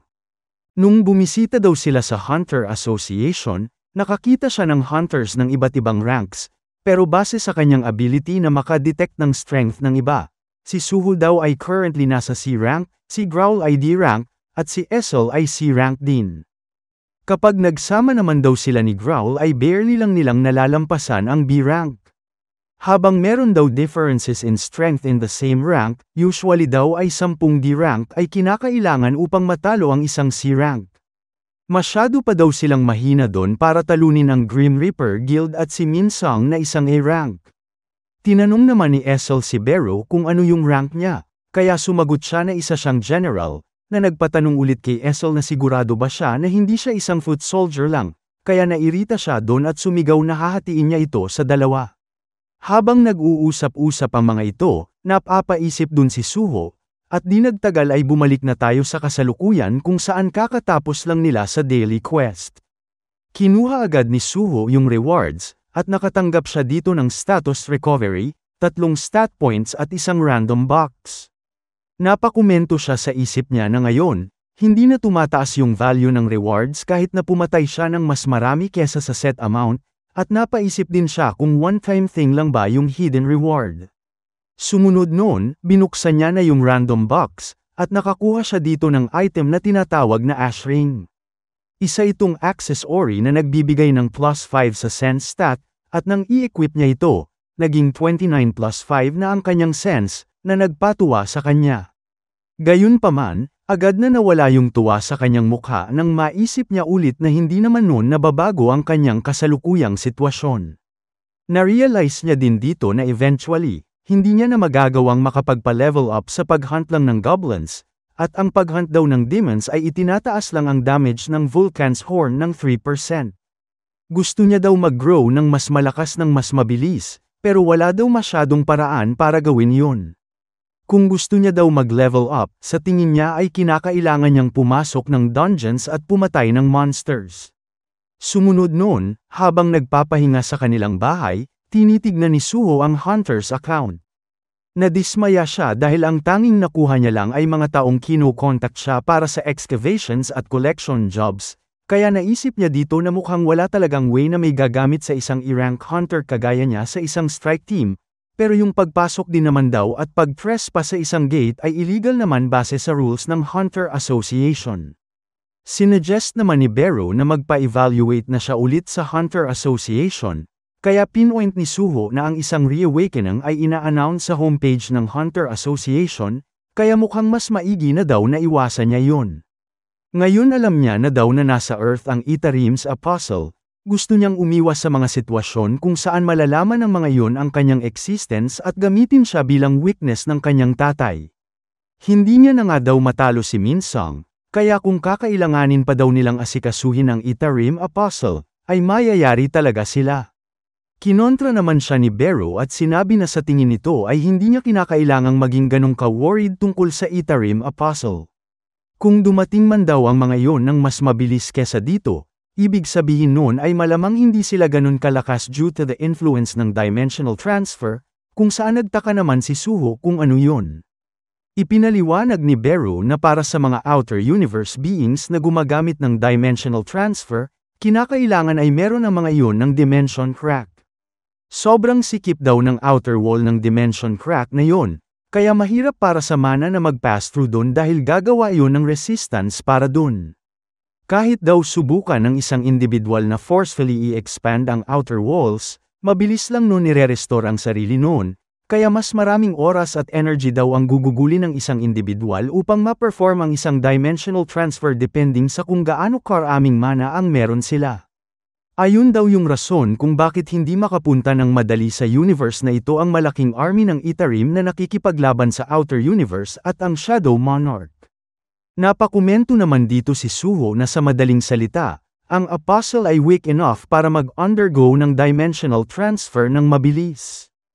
Siyang daw sa kung papaano hindi pa nagpapakuta ang Apostle at sa paggamit kay Brocky at sa demons, nagme-make sense naman daw yun. Kung i-expect daw nila na magpapatuloy ang Itarim invasion, marahil ngayon na daw ang best chance niya para maging mas malakas. Habang nagdedesisyon si Suho sa kung ano ba yung gagawin niya, napaisip si Bero kung ito na ba yung time. Bumalik naman tayo in a point in time kung saan kinakausap siya ni Jinwoo na since hindi nila alam ang sitwasyon sa Earth ngayon, iniiwan daw nito yung required decisions at processes sa kanyang discretion habang nandoon siya. Kung kinakailangan niya daw ng tulong, kunin niya daw yung shadow key na ito at pumunta sa tinutukoy nitong lalaki. Sigurado daw na magiging malaking tulong daw yun kay Suho in many ways. Matapos niya yun alalahanin, sinabi niya yun yung isa pang rason na ibinigay ng kanyang lord yung susi na yun sa kanya, at hindi nagtagal ay napagdesisyonan niya yung gamitin. Nang tatawagin niya palang si Suho, bigla yun napasigaw dahil may na-realize ito, na nagpataka sa kanya. Kinuha ni Suho ang kanyang phone at napakomento na bakit hindi niya ito naisip agad. Pinoint niya kay Bero na meron isang method para makapasok siya sa gate nang hindi nakakakuha ng atensyon, at nalalabag ang kahit anong Hunter Association rules. Sobrang lapit na nga daw ng paraan na ito sa kanya. Sa sumunod na eksena, pumunta si Suho sa isang building, at sinabi dito ng lalaking kausap niya na matagal-tagal na din silang hindi nagkikita. Tama daw ba na ito yung unang beses na magkita silang muli matapos yung awakening niya? Nagtataka daw ito kung bakit biglang naisipan ni Suho na makipagkita sa kanya. Hindi daw nito ini-expect na dalhan siya ng isang business proposal. Talagang lumaki na daw siya ng husto dagdag nito. Sinabi naman ni Suho na nagdala siya doon ng isang proposal para dito kung saan hindi ito matatalo. Habang nakikinig naman dito si Bero, proud na proud siya dahil si Suho pa daw mismo ang unang nakahanap sa lalaking tinutukoy ni Jinwoo. Lumalabas na si Eugene pala yung lalaking ito na kasalukuyan ay ang Agensoft CEO, at masaya nitong tinanong kung yung sinasabi ba ni Suho ay gusto niyang tulungan niya ito sa pagpasok sa isang gate. Ipinaliwanag sa atin kung gaano kasikat ang virtual reality game na Beautiful World. Ang most concurrent logins daw ng larong ito ay 12,417,718 users. Sa sobrang popular daw nito ay na-maintain nito ang kanyang place at the top ever since na-release ito 4 years ago. Wala daw naka-imagine na ang taong gumawa ng best game sa gaming industry ay isang immature na pinakabatang anak ng isang certain conglomerate family. Ang pangalan daw ng game company nito ay Agensoft. At ang CEO ng company ay sinabi na sa atin kanina. Pa-cliffhanger pa tong text eh. Pumunta tayo in a point in time kung saan kakapasok pa lang ni Suho sa building ng Agensoft, at dito ay may sumalubong sa kanyang isang employee. Hinihintay daw siya nito at sinabi daw dito ng kanilang CEO ay meron siyang importanteng guest na darating ngayon. Inescort siya nito papunta sa kwarto noon, at habang naglalakad sila ay napakomento si Suho na ito yung unang beses na binisita niya ang company ng kanyang uncle. Napatanong siya kung bakit ang daming awakened sa company na ito. Nakuha naman ng escort niya yung atensyon niya nang bigla yung magsabi na malamang ay naguguluhan siya sa kung bakit ang dami nilang awakened na employees. Ipinaliwanag nito na hindi lahat ng na-awaken ay gustong i-risk ang kanilang buhay sa pagpunta sa dungeons. Kung tama daw ang pasahod ay pwede ring pumunta ang mga yon sa missions, o magtrabaho bilang guards. Tinanong niya naman kung meron bang missions na ma-request ang isang game company sa mga hunters, kaya sinabi ng escort niya na merong isang project na tinatrabaho ang kanilang company sa kasalukuyan. Kaso nga lang dagdag nito, hindi daw nito pwede sabihin sa kanya ang mga detalye noon, kaya napaisip si Suho kung gumagawa kaya sila ng game na related sa hunters. Hindi nagtagal dumiretso na sila sa office ng CEO, at dito siya binati ni Eugene na may masayang mukha. Hinawakan siya nito sa magkabilang balikat at sinabi na matagal-tagal na silang hindi nagkita, at napatanong pa kung gaano na nga ba yun katagal. Ang huling balita daw nito sa kanya ay yung awakening niya sa Korean Arts University. Tinanong nito kung alam niya ba kung gaano nag-aalala ang kanyang tita sa kanya, kaya sumagot siya na sobrang busy siya recently, kaya hindi niya daw sila madalas makontak, kaya pasensya na daw. Gayunpaman daw ika ni Jinho, mukhang tumangkad pa daw siya ulit since nung nagkita sila, kaya nahihiyang sinabi ni Suho na mukhang nasa growth spurt phase siya ngayon.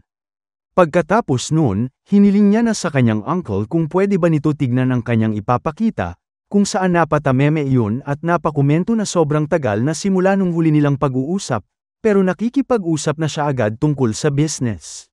Nang ipakita niya yon, nagtaka si Jinho na isa yung business proposal. Matapos iyon, bumalik na tayo sa kasalukuyan kung saan tinatanong ni Jinho sa kanya kung tama ba na gusto niyang tulungan siya nito sa pagpasok sa gate. Sumang-ayon si Suho dito at ipinaliwanag na kapag tinulungan siya nito sa pagbili ng gates at pag-recruit ng strike team members na required para makapasok sa gate, ibibigay niya daw ang lahat ng magic essence crystals na madedrop sa gate sa Ojan Soft. Madali niya daw matatalo ang D2C ranked dungeons ika niya. Naging skeptical naman dun si Jinho at tinanong na sinasabi niya ba na kaya niyang gawin yun kahit na isa siyang i-rank hunter. Kaya agad niyang sinabi na meron siyang paraan upang makaklear ng dungeons ng mag-isa. Tinanong naman siya ni Jinho na tama ba na alam niyang awakened din ito, at sinabi na kahit isa siyang D-rank, na mas mataas kesa sa rank niya, hindi daw sapat ang lakas nito para mag-hunt sa loob ng isang gate. Nang may nababahalang mukha, tinanong din ito sa kanya kung tama ba na yung reason niya sa pagkagusto niyang pumasok sa dungeons ay dahil ba sa tingin niya ay maaaring nasipsip sa isang gate noong Great Cataclysm yung mga magulang niya. Kung saan idinagdag niya na kung ganoon nga ang kaso, naghahir pa rin siya para doon, kaya umaasa daw siyang magpatuloy lang sa paghihintay, na nagpapaisip kay Suho na alam niya na mangyayari ito. Binulungan naman siya ni Bero kung balak niya bang sabihin ang totoo, kung saan sumang-ayon siya at ipinaliwanag na si Jinho yung taong pinakapinagkakatiwalaan niya.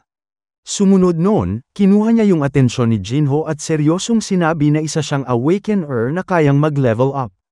Nagtaka si Jinho sa ibig niyang sabihin, kaya ipinaliwanag niya na merong invaders galing sa outer universe na nagtatago sa Earth, at upang mapigilan daw ang mga yon ay kinakailangan niyang pumatay ng monsters at mag-level up. Idinagdag niya na upang mapigilan ang G-invasion ng outer universe, kinakailangan niyang pumasok sa mga dungeon at maging mas malakas. Tila may napansin naman si Jinho sa sinasabi niya, at bigla nitong tinanong kung narinig niya ba ang tungkol sa solo leveling project na nagpatameme sa kanya. Nagtaka siya sa tinutukoy ng kanyang uncle na solo leveling, pero inakala noon na isa itong secret camera prank kung saan gagawa siya ng isang ridiculous na request para makita niyang flustered ang kanyang uncle. Nagsimula itong matawa at pinpoint na yung sinabi niya ay ang story ng isang single-player game na ginagawa ng company niya sa kasalukuyan. Ang istorya daw na yon ay merong isang awakened na kayang mag-level up ng mag-isa. Nagsimula siya bilang ang pinakamahinang rank na E-rank, at pagkatapos ay malalampasan niya ang S-rank, at eventually ay siya ang magiging pinakamalakas na awakened na poprotekta sa mundo. Ano na daw yung point kung itatago niya yun kung meron ang nagsabi sa kanya tanong nito? Napakomento naman siya sa kanyang isipan na parang istorya ng kanyang tatay yung narinig niya dun. In any case daw ika ng kanyang uncle, kung pinaprank daw niya ito kasama ang kanyang employees ay nabigo siya. Masyado pa daw siyang inexperience para maloko siya.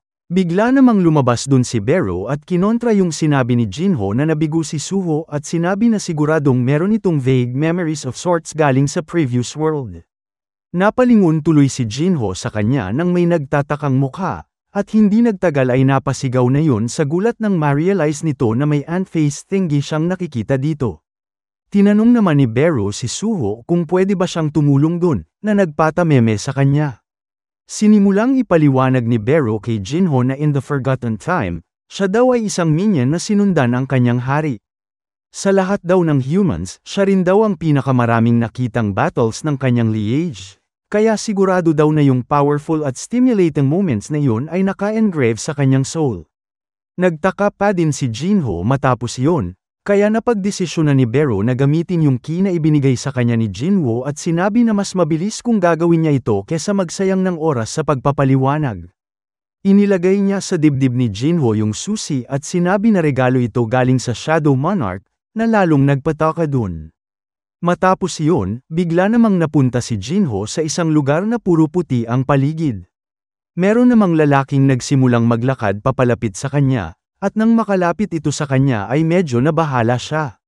Gayunpaman, napatanong siya sa sarili niya kung siya ba yung nakikita niya dun. Unti-unti niyang naalala dito yung mga panahong nakasama niya si Jinwoo simula sa una nilang pagkikita sa isang dungeon, kung paano nila kinaharap ang una nilang pagsubok ng magkasama, pagpilit niya na tulungan siya nito na magsimula ng guild, pagpapatamba sa kanya dahil ang excessive ng kanyang armor para sa kanilang dungeon raid. Ang pinakatumatak dito ay yung huli nilang raid para matapos ang kanilang plan. Dito, naalala niya yung sinabi niya kay Jinwoo na hindi lang nito iniligtas ang kanyang buhay, kundi tinulungan din siya nito sa mga raid. Mas kapatid niya pa nga daw ito kumpara sa tunay niyang kapatid. Talagang na-feel niya ang emotion sa mga panahong ito habang nag-uusap. Biglang namang sinabi ni Jinwoo sa kanya na kung ang tingin niya daw dito ay isang kapatid, ay ganun din daw ang gagawin nito toward sa kanya, habang inaabutan siya nito ng soju. Nagsimula siyang maiyak sa kasalukuyan nang maalala niya ang lahat ng ito, kaya agad niya iyong pinunasan. Pagkatapos, inisip niya agad kung papaano sila ulit magkikita ni Jinwoo, habang si Suho ay napatanong kung ano yung ginawa ni Beru dito, kaya sumagot yun na hindi niya kailangang maging concern. Na-recover lang daw ni Jinho ang memories niya of the previous world. Sa sumunod na eksena, makalipas ang ilang oras, pinagpatuloy nila ang kanilang pag-uusap kung saan tinatanong ni Jinho si Suho kung tama ba ang pagkakaintindi niya na ang strength na meron si Jinwoo na walang limits, ay meron din siya, ang kanyang anak, kung saan sumang-ayon dun si Suho at sinabi na pero medyo magkaiba sila. Ipinakita naman sa atin dito na namaga yung mukha ni Jinho sa sobrang pag-iyak. Napakomento ito na talagang nasa ibang dimensyon na si Jinwoo to think na pinuprotektahan nun yung mundo laban sa gods of the outer universe na kilala bilang Itarim. Sumang-ayon dun si Suho at sinabi na upang mapigilan yung invasion ng Itarim na mangyayari sa Earth, kinakailangan niyang maging mas malakas as fast as possible. Seryosong tinanong naman ni Jinho na urgent na nga yung situation pero nagdala pera daw siya dito ng business proposal. Sobrang stickler niya daw for rules kagaya ng kanyang tatay nito, kaya nahihiya siya dong tumawa. Sumunod noon, sinabi ni Jinho na ngayon na naiintindihan niya na yung sitwasyon, hindi niya na dapat itrato si Suho na parang isang bata at subukan siyang protektahan pa. Tinanggap na nito yung proposal ni Suho, kaya tuwang-tuwa si Suho sa kanya. Napaisip siya na tinitiis na naman ni Jinwoo yung tough trial na ito ng mag-isa. Gayunpaman daw, tinanong niya sa kanyang sarili kung tama ba na yung rason na hinayaan siya nung ma-recover ang kanyang memories ay dahil binibigyan siya nun ng chance na makatulong. Kung gayon daw, maaasahan siya nito at gagawin niya ang lahat ng kanyang makakaya upang matulungan si Suho. Pagkatapos nun, dumako na tayo sa labas ng isang gate. Dito, nag-hire na si Jinho ng strike team members at bumili ng gate para kay Suho. Habang pinagmamasdan ang mga ito, na-realize ni Suho na ito yung mga kinuha ng kanyang uncle, at napakomento siya na mabuti ang ginawa ng trabaho sa pag-hire lang ng mga tao na mag-fill up ng required numbers. Tinanong siya ng isa sa mga bagong recruit na pilay kung talagang bibigyan niya siya ng 4 na milyon para lamang mapasama sa strike team pero hindi papasok sa gate, kung saan sumagot siya na tama yun, habang tinanong naman ng lalaki kung talaga bang mag-isa lang siyang papasok dun. Sinabi nito na hindi nito alam kung gaano siya ka-confident sa kanyang skills, pero nagiging reckless daw siya doon sa pag-underestimate ng gates. Pero kung naramdaman niya daw na hindi niya yun kayang gawin, feel free daw na sabihin yun sa kanila anytime.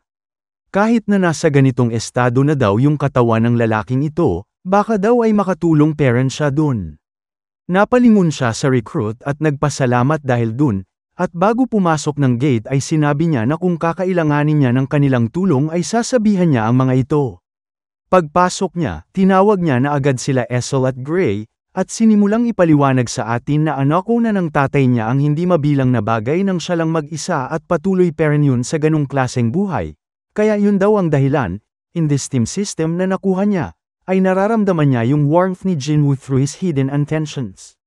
Naghanda na sila ditong tatlo na kaharipan ng stone golems na nasa gate na ito, at idinagdag niya na gayunpaman, ayaw niyang hayaan yun na asikasuhin nun ang lahat ng siya lang mag-isa. Sumugod na siya dito, at sinabihan niya ang kanyang mga kasama na simulan na nila ang pag-level up. Sa sumunod na eksena, dumako tayo sa isang luxury car na tumigil sa harapan ng isang building. Bumaba dito si Min Sung at sinabihan niya yung driver niya na mag-standby lang ito sa vicinity, kung saan sumang-ayon naman yun. Habang papasok siya, sinabi niya sa kanyang isipan na sa tingin niya ay 3 buwan na ang nakalipas simula nung nagkita sila nung tinutukoy nito. Meron namang nakakilala sa kanya na empleyado ng building. Nilapitan siya nito at sinabi na nakita siya nito sa news, at tinanong kung hindi ba ay siya yung Vice CEO ng Grim Reaper Guild na si Lee Min Sung, kung saan patago siyang nairita dito at napasabi na mukhang hindi kayang maitago ang What's Brilliant. Inisip niya na importante din na gumawa ng magandang imahe, kaya ibinaba niya yung mask niya dito at nginitian yung empleyado habang nagpapasalamat sa pag-recognize nito sa kanya. Binati niya ito na magkaroon ng magandang araw, kung saan natutuwang nagpaalam sa kanya yung empleyado habang sinasabi na each cheer on siya nito, ang hero of the hunters. Sumunod noon, ipinaliwanag niya sa atin na dapat tinitignan siya ng mga tao with eyes of envy. Isa raw siyang super elite na ipinanganak bilang ang anak ng Vice CEO ng Eugene Construction. Nagdebut daw siya bilang isang celebrity early on, at nilampaso ang advertising world. Nasa fast track daw siya sa loob ng celebrity world at nakilala bilang ang Prince of Asia. Matapos daw yung Great Cataclysm, naging isa siyang A-rank awakened. Inakala niya daw na magpapatuloy siyang mamuhay bilang isa sa apex predators kagaya ng pamumuhay niya so far, hanggang sa yung driver niya, na si Lim Taegyo ay na-awaken bilang isang S-rank. Nalaman noon ni Taegyo na S-rank siya habang nagmamaneho ito. At dito nun sinabi na since tumatanda na siya, iniisip niya na maging hunter as soon as he can, kaya sa tingin daw nito ay aalis na siya sa trabaho niya bilang driver ni Min Sung. Dagdag nun, hindi daw ba ay isa siyang A-rank awakened, at ipinaliwanag nito na sinuggest ng Hunter Association na gumawa siya ng guild, kaya tinanong siya nito kung gusto niya bang sumali dun. Nairita siya dahil isa daw siyang A-rank, pero ang isang mere driver ay isang S-rank lang. Simula daw nung araw na yon, sigurado siya na yung mundo na ito ay magsisimula ng gumuho. Kailangan niya daw ibalik yung structure ng piramide na naibagsak pataob pagkatapos ng Great Cataclysm, kahit na nangangahulugan yon na kailangan niyang makipag-ugnayan sa demon. Pumasok siya sa isang kwartong may pin access, at dito niya tinanggal yung mask niya. Merong mga tao dito na sumalubong sa kanya na may mga eerie na ngiti. Kaya sinabihan niya ang mga yon na tanggalin ang mga ito bago pa siya mismo yung palm unit ng mga bibig nila. Tinanong niya kung nasaan yung owner ng mga ito, at pinpoint na matagal-tagal na rin since bumalik yung house owner, yet hindi pa din daw ba yun mangangamusta. Bigla namang may nagsabi ng kanyang buong pangalan, na nagpakuha ng kanyang atensyon, at lumalabas na kasama na niya dito yung mga nilalang na may yellow halo sa kanilang mga ulo. At hindi siya makapaniwala sa nakikita niyang itsura ng hair color at eyes ng isa dito. Nilinggan siya dito ng isang bata na may puting buhok at umiilaw na yellow na mata, at tinanong niya ito kung ito ba yung Outer Worlder. Baby pa lang daw ito nung nakita niya dati, kaya nakakagulat daw na lumaki na siya ng ganto since then, at maski yung mana nito ay tumaas na din. Nag-grow up daw ito ng mabuti as planned. Pinpoint naman ng Outer Worlder sa kanya na sinabi na nito dati na hindi growth ang nangyayari dito, kundi nire-recover niya lang ang kanyang strength. Upang maresolba daw ang dimensional transfer problem sa patigan ng mga outer universe, hinati niya ang kanyang original body, winasak ang kanyang strength at personality into fragments, at ipinadala iyon sa mundong ito.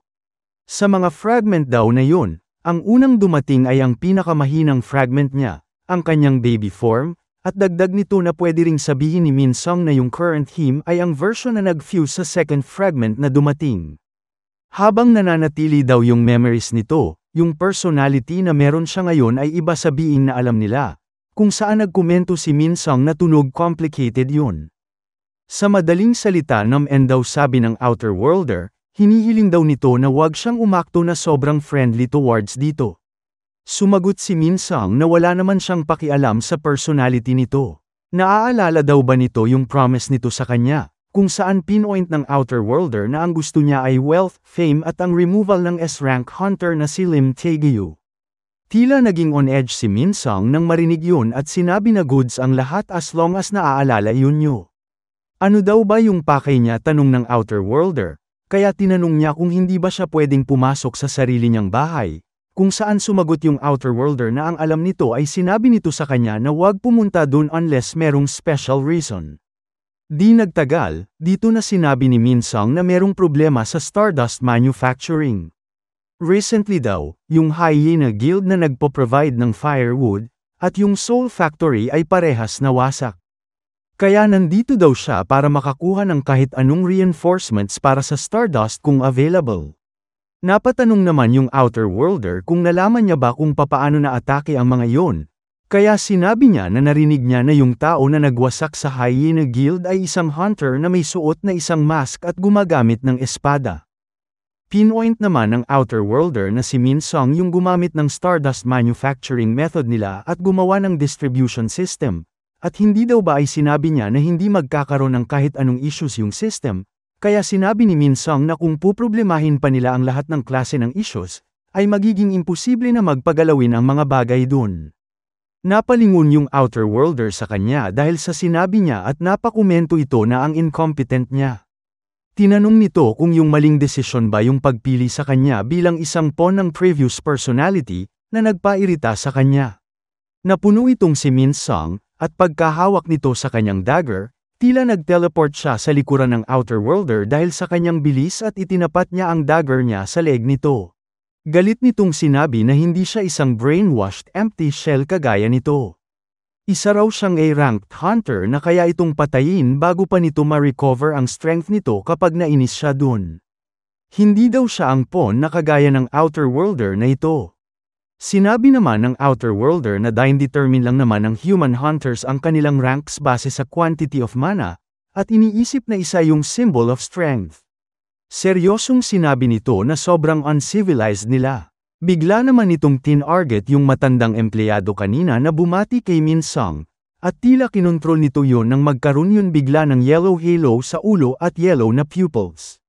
Lumabas dito yung isang symbol ng halo na isang crescent moon na may cross sa gitna. Nabigla naman dito si Min Sung dahil naramdaman niya na nagsesurge yung mana sa lahat ng direksyon. Dahil dito, napatanong siya kung brainwash ba nito ang bawat human sa building na ito. Tama ang kanyang naisip dito nang ipakita sa atin ang mga tao na nasa loob ng gusali na ngayon ay may kanya-kanyang halo at yellow pupils na, mapabata o matanda, babae o lalaki. Sumunod noon ay lumalabas na naapektuhan din ng ginawa ng Outer Worlder yung mismong building, nang lumabas sa tuktok nito ang malaking halo. Ipinaliwanag ng Outer Worlder kay Min Sung na yung rason kung bakit yung previous personality ay na-determine na kinakailangan siya ay para daw yun sa survival. Ngayon daw ay meron na itong strength upang maka-survive.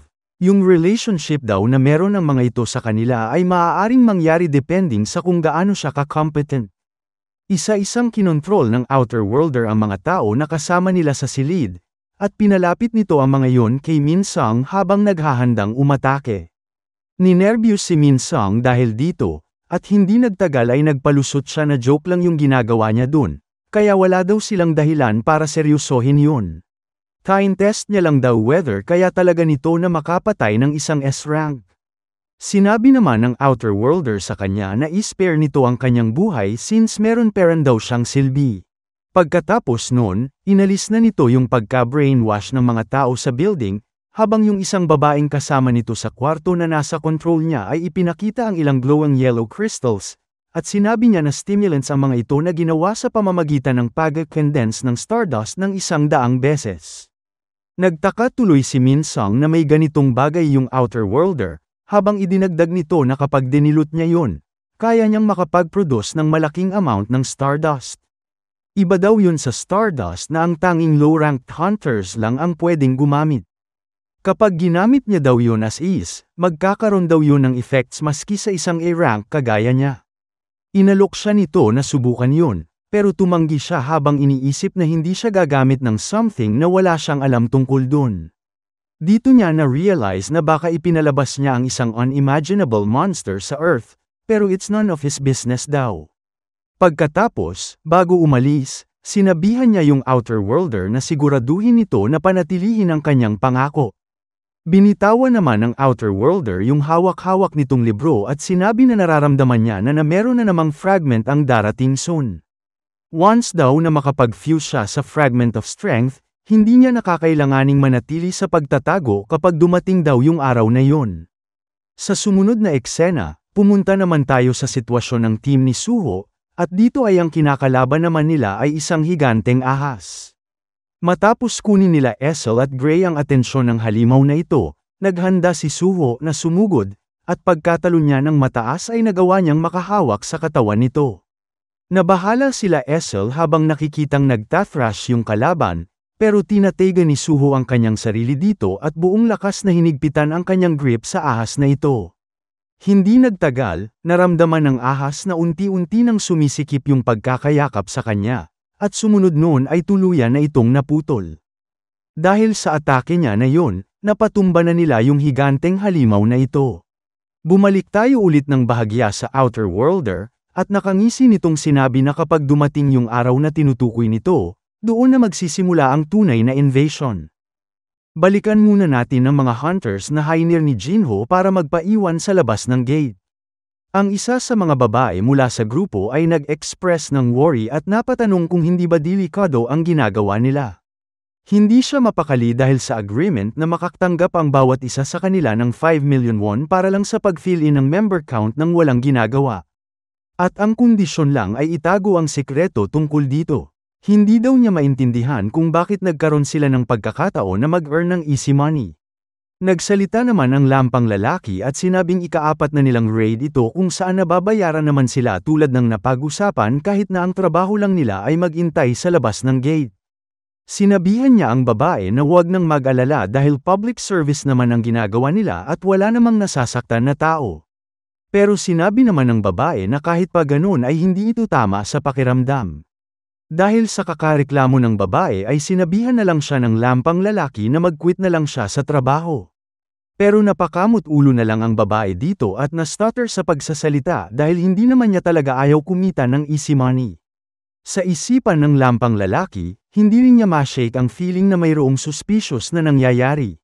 Walang kasamang excavation team o kahit collection team si Suho at nagagawa pa rin niyang ma-clear ang mga gate ng mag-isa. Iniisip niya na imposibleng kumita ng pera kapag walang excavation or collection na gagawin sa loob ng gate. Nung una ay puro D-rank gates lang ang pinapasok ni Suho, pero lately ay C-rank gates na. Hindi talaga niya maisip kung ano ba ang ginagawa ni Suho sa loob ng gates ng mag-isa. Meanwhile sa loob ng current C-rank gate, makikita natin na ongoing na ang pagmina ng mga goblin shadows ng mga mana crystals, at si Beru ang tumatayong masungit at mapanigaw na supervisor. Para naman sa collection, makikita natin na si Essel at si Gray ang naka-assign dito. Sinabi naman ni Essel kay Gray na ang ganitong klaseng trabaho ay maraming know-how knowledge na kailangan. Nag-agree naman si Gray sa kanya. Nag-express naman ng pag-aalala si Essel para sa Young Monarch, lalo na't mag-isa niya ngayong kinakalaban ang C-rank boss monster. Pero, so far mukhang okay pa naman si Suho at mayroon siyang enough dexterity para mailagan ang sunod-sunod na atake ng boss monster. Ang kalaban niya ngayon ay isang insanely huge spider bug monster na may 8 sharp limbs at 4 na sharp mouth parts. Madaling naiilaga ni Suho ang mga atake nito at bilang counter-attack ay gumagamit siya ng isang maangas na dagger, katulad lang rin ng tatay niya. At ang dahilan kung bakit gumagamit si Suho ng blade imbis na gauntlets ay para magamit niya ang skill na Storm Slash laban sa boss monster. Apparently, mayroong paralysis effect ang weapon na gamit ni Suho. Pero dahil mataas ang resistance ng boss monster laban dito, hindi ito gaanong naapektuhan ng status effect. Na-disappoint at na-impress naman si Suho at the same time dahil na-withstood ng boss monster ang paralysis effect ng bago niyang dagger. Ang pangalan nito ay Kasaka's Venom Fang, at mayroon itong binibigay na plus 25 sense points sa user. Bukod dun ay mayroon din itong malakas na bleed effect kung saan kumakaltas ito ng 1% ng HP ng kalaban sa bawat segundo. Ayon kay Suho ay tama ang hinala niya tungkol sa paggamit nito laban sa mga bug-type monsters. Kaya hinagis na lang niya ang dagger ng malakas papunta sa pisngi ng boss monster at nasapul niya ito. Hinayaan muna ni Suho na lumipad sa ere ang dagger at wala siyang balak seluhin ito, dahil ang next move niya ay ang pag-charge ng energy para sa isang malakas na right punch. Wala nang magawa ang boss monster dito kundi tanggapin na lang head-on. At sa sobrang lakas ng puwersa ng suntok ni Suho ay nawasak ang bibig ng boss monster upon impact. Sa sobrang exhilarating ng laban ay hindi mapigilan ni Suho na mapangiti sa sobrang tuwa. Sinabi pa niya na ang saya talagang makipaglaban ng bare-fisted. Tapos, gamit ang Ruler's Authority ay muling inequip ni Suho ang Kasakas Venom Fang na nahuhulog peren mula sa ere. Muling ginamit ni Suho ang Storm Slash pero imbis na wini-wield ang dagger gamit ang kamay niya, ginamit lang niya ang Ruler's Authority para makontrol ang movements ng dagger. Hindi naman makapalag ang boss monster sa kanya at na-impress rin si Suho sa kanyang sarili dahil kaya na niyang kumalaban ng C-rank boss ng mag-isa. Naisip patuloy ni Suho na sa susunod na raid niya ay baka kaya na niyang pumasok sa isang B-rank gate. Kitang-kita naman ang takot sa 10 mga mata ng Spider Boss. Umaapaw na sa confidence ngayon si Suho sa pag-utilize ng Ruler's Authority sa gitna ng mga laban niya. Sobrang bilis na rin niyang kumilos ngayon. At bukod pa sa pag-level up niya ay naging mas proficient rin talaga siya mismo sa pakikipaglaban.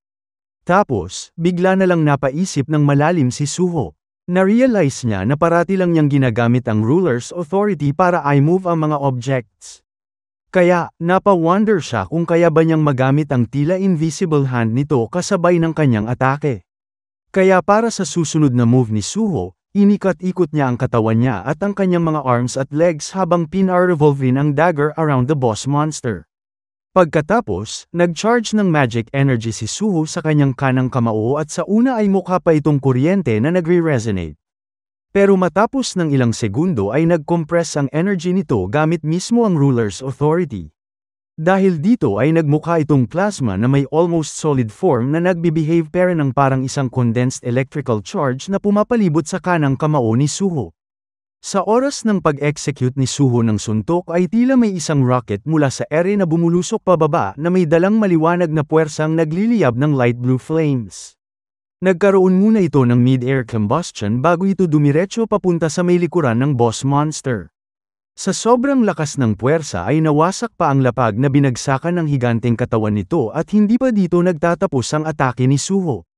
Sinundan nito ni Suho ng barrage of punches at patuloy lang niyang na-pound to the ground ang boss monster, hanggang sa nagbigay na ng notice ang system na natalo na ni Suho ang Giant Arachna. At dahil dito ay muli na namang nag-level up si Suho. At dahil sa patuloy na paggamit ni Suho sa Ruler's Authority ay nag-level up rin ang skill na ito into level 2.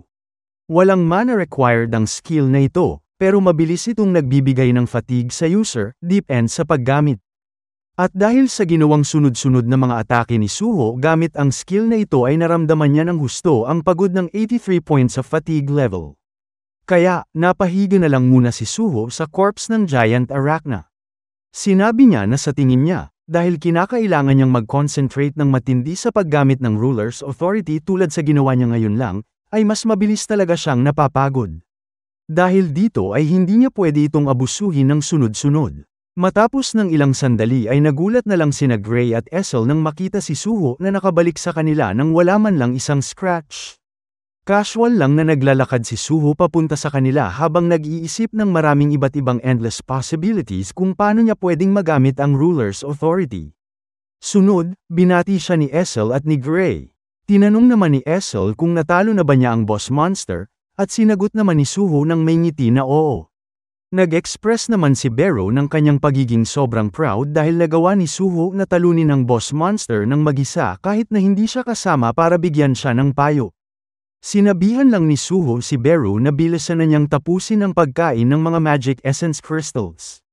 Di nagtagal ay natapos na ring makolekta nina Essel ang limbs, mouth parts, pati mga mata ng Giant Arachna, at natuwa naman si Suho sa kanilang great work. Tapos, binuksan na ni Suho ang online store mula sa system. May mga swords dito na naghahalaga ng around 8 million gold each, at mayroon ring iba't ibang uri ng available items. Pero imbis na mag-shopping, nadagdagan pa ng 700 gold si Suho mula sa pag-sell ng ilang items mula sa kanyang inventory. At ang mga nabente niyang materials ay ang mismong mga materials na nakuha niya from today's raid. Masaya siya dahil ang convenient ng system na pinapayagan siyang gawin ito. Bigla namang nagsalita si Beru at sinabi kay Suho na kapag ikukumpara niya siya sa ibang mga human hunters ay malapit nang maging B-rank si Suho ayon sa lakas niya ngayon. Hindi naman nagulat si Suho dito dahil 8 beses na siyang nag-level up simula nang nag-raid sila ng maraming dungeons. Mula sa status window ni Suho, makikita natin na ngayon ay nasa level 28 na siya. Wolf Slaughterer pa rin ang title niya mula pa sa pagkapanalo niya kay Brokey at wala pa rin siyang job class. Mataas na rin ang HP niya na nasa 5,000 plus, at MP na nasa 500 plus. Strength ang pinakamataas niyang stat, sunod naman ang stamina. Halatang pang-fighter talaga ang kanyang fighting style. Marami na rin siyang nakolektang iba't ibang passive and active skills. Tapos, na-mention rin ni Beru na pakiramdam niya ay nagiging mas malakas rin ang mga teammates niya sa tuwing lumalakas siya. Kinumpirma naman ito ni Essel na sinabing nararamdaman niyang bumabalik ang kanyang lakas habang patuloy lang na nakikipaglaban.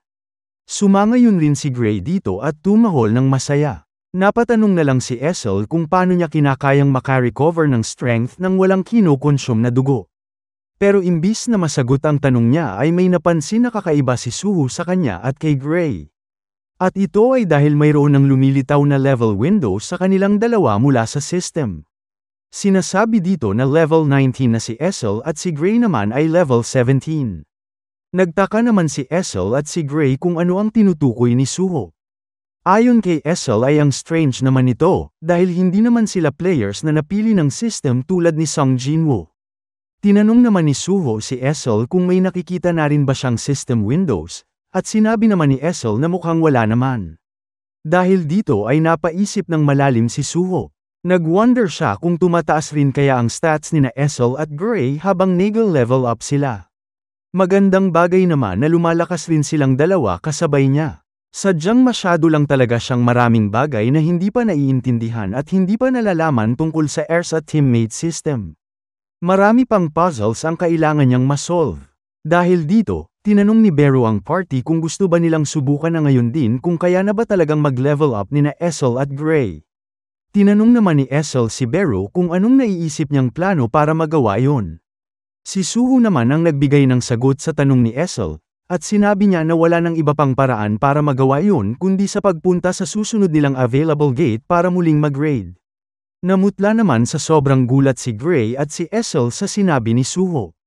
Ayon kay Essel ay nakadalawang raid na sila ngayong araw kaya hindi siya masaya na malaman na magre-raid na naman sila kasunod nito. Pero dahil sa reaksyon nila ay sinabi na lang ni Suho na magre-raid na lang sila ulit pagkatapos nilang tapusin ang daily quest nila sa Shadow Dungeon, kaya dito na muna sila dumiretso. Pagdating nila dito ay sinabihan agad ni Beru si Suho na mag-ingat dapat siya na huwag ma-addict sa kahit anong bagay. Pero laking gulat na lang ni Suho nang biglang makakita ng red aura mula sa isang very dangerous looking red gate na naglalabas ng malakas na mana. Sobrang intense rin ang pressure nito at kitang-kita na ramdam ito ni na Gray, Suho, at Essel. Hindi makapaniwala si Essel dito. Sobrang immense rin ang heat na lumalabas mula dito kaya napaptakip na lang ng mukha ang party. Nagtataka tuloy si Suho kung bakit may matinding init na lumalabas mula sa red gate. Tinanong niya si Beru kung nangyayari ba talaga na may naga-appear na gate sa loob mismo ng Shadow Dungeon. Sagot naman ni Beru na kahit siya ay hindi sigurado tungkol dito, kaya hindi niya maisasagot si Suho ng maayos. At habang pinagmamasdan ng party ang intimidating presence at appearance ng red gate sa harap nila, bigla na lang may lumabas na emergency notice mula sa system na nagsasabing mayroon silang urgent quest tungkol sa isang dimensional crack. At para matapos ang quest na ito ay kailangan nilang pumasok sa red gate at tanggalin ang cause ng mismong dimensional crack. Hindi makapaniwala si Suho sa nakita niyang urgent quest. Pero napangiti na lang siya dahil na-realize niya na isa itong perfect opportunity para sa kanya at sa kanyang teammates.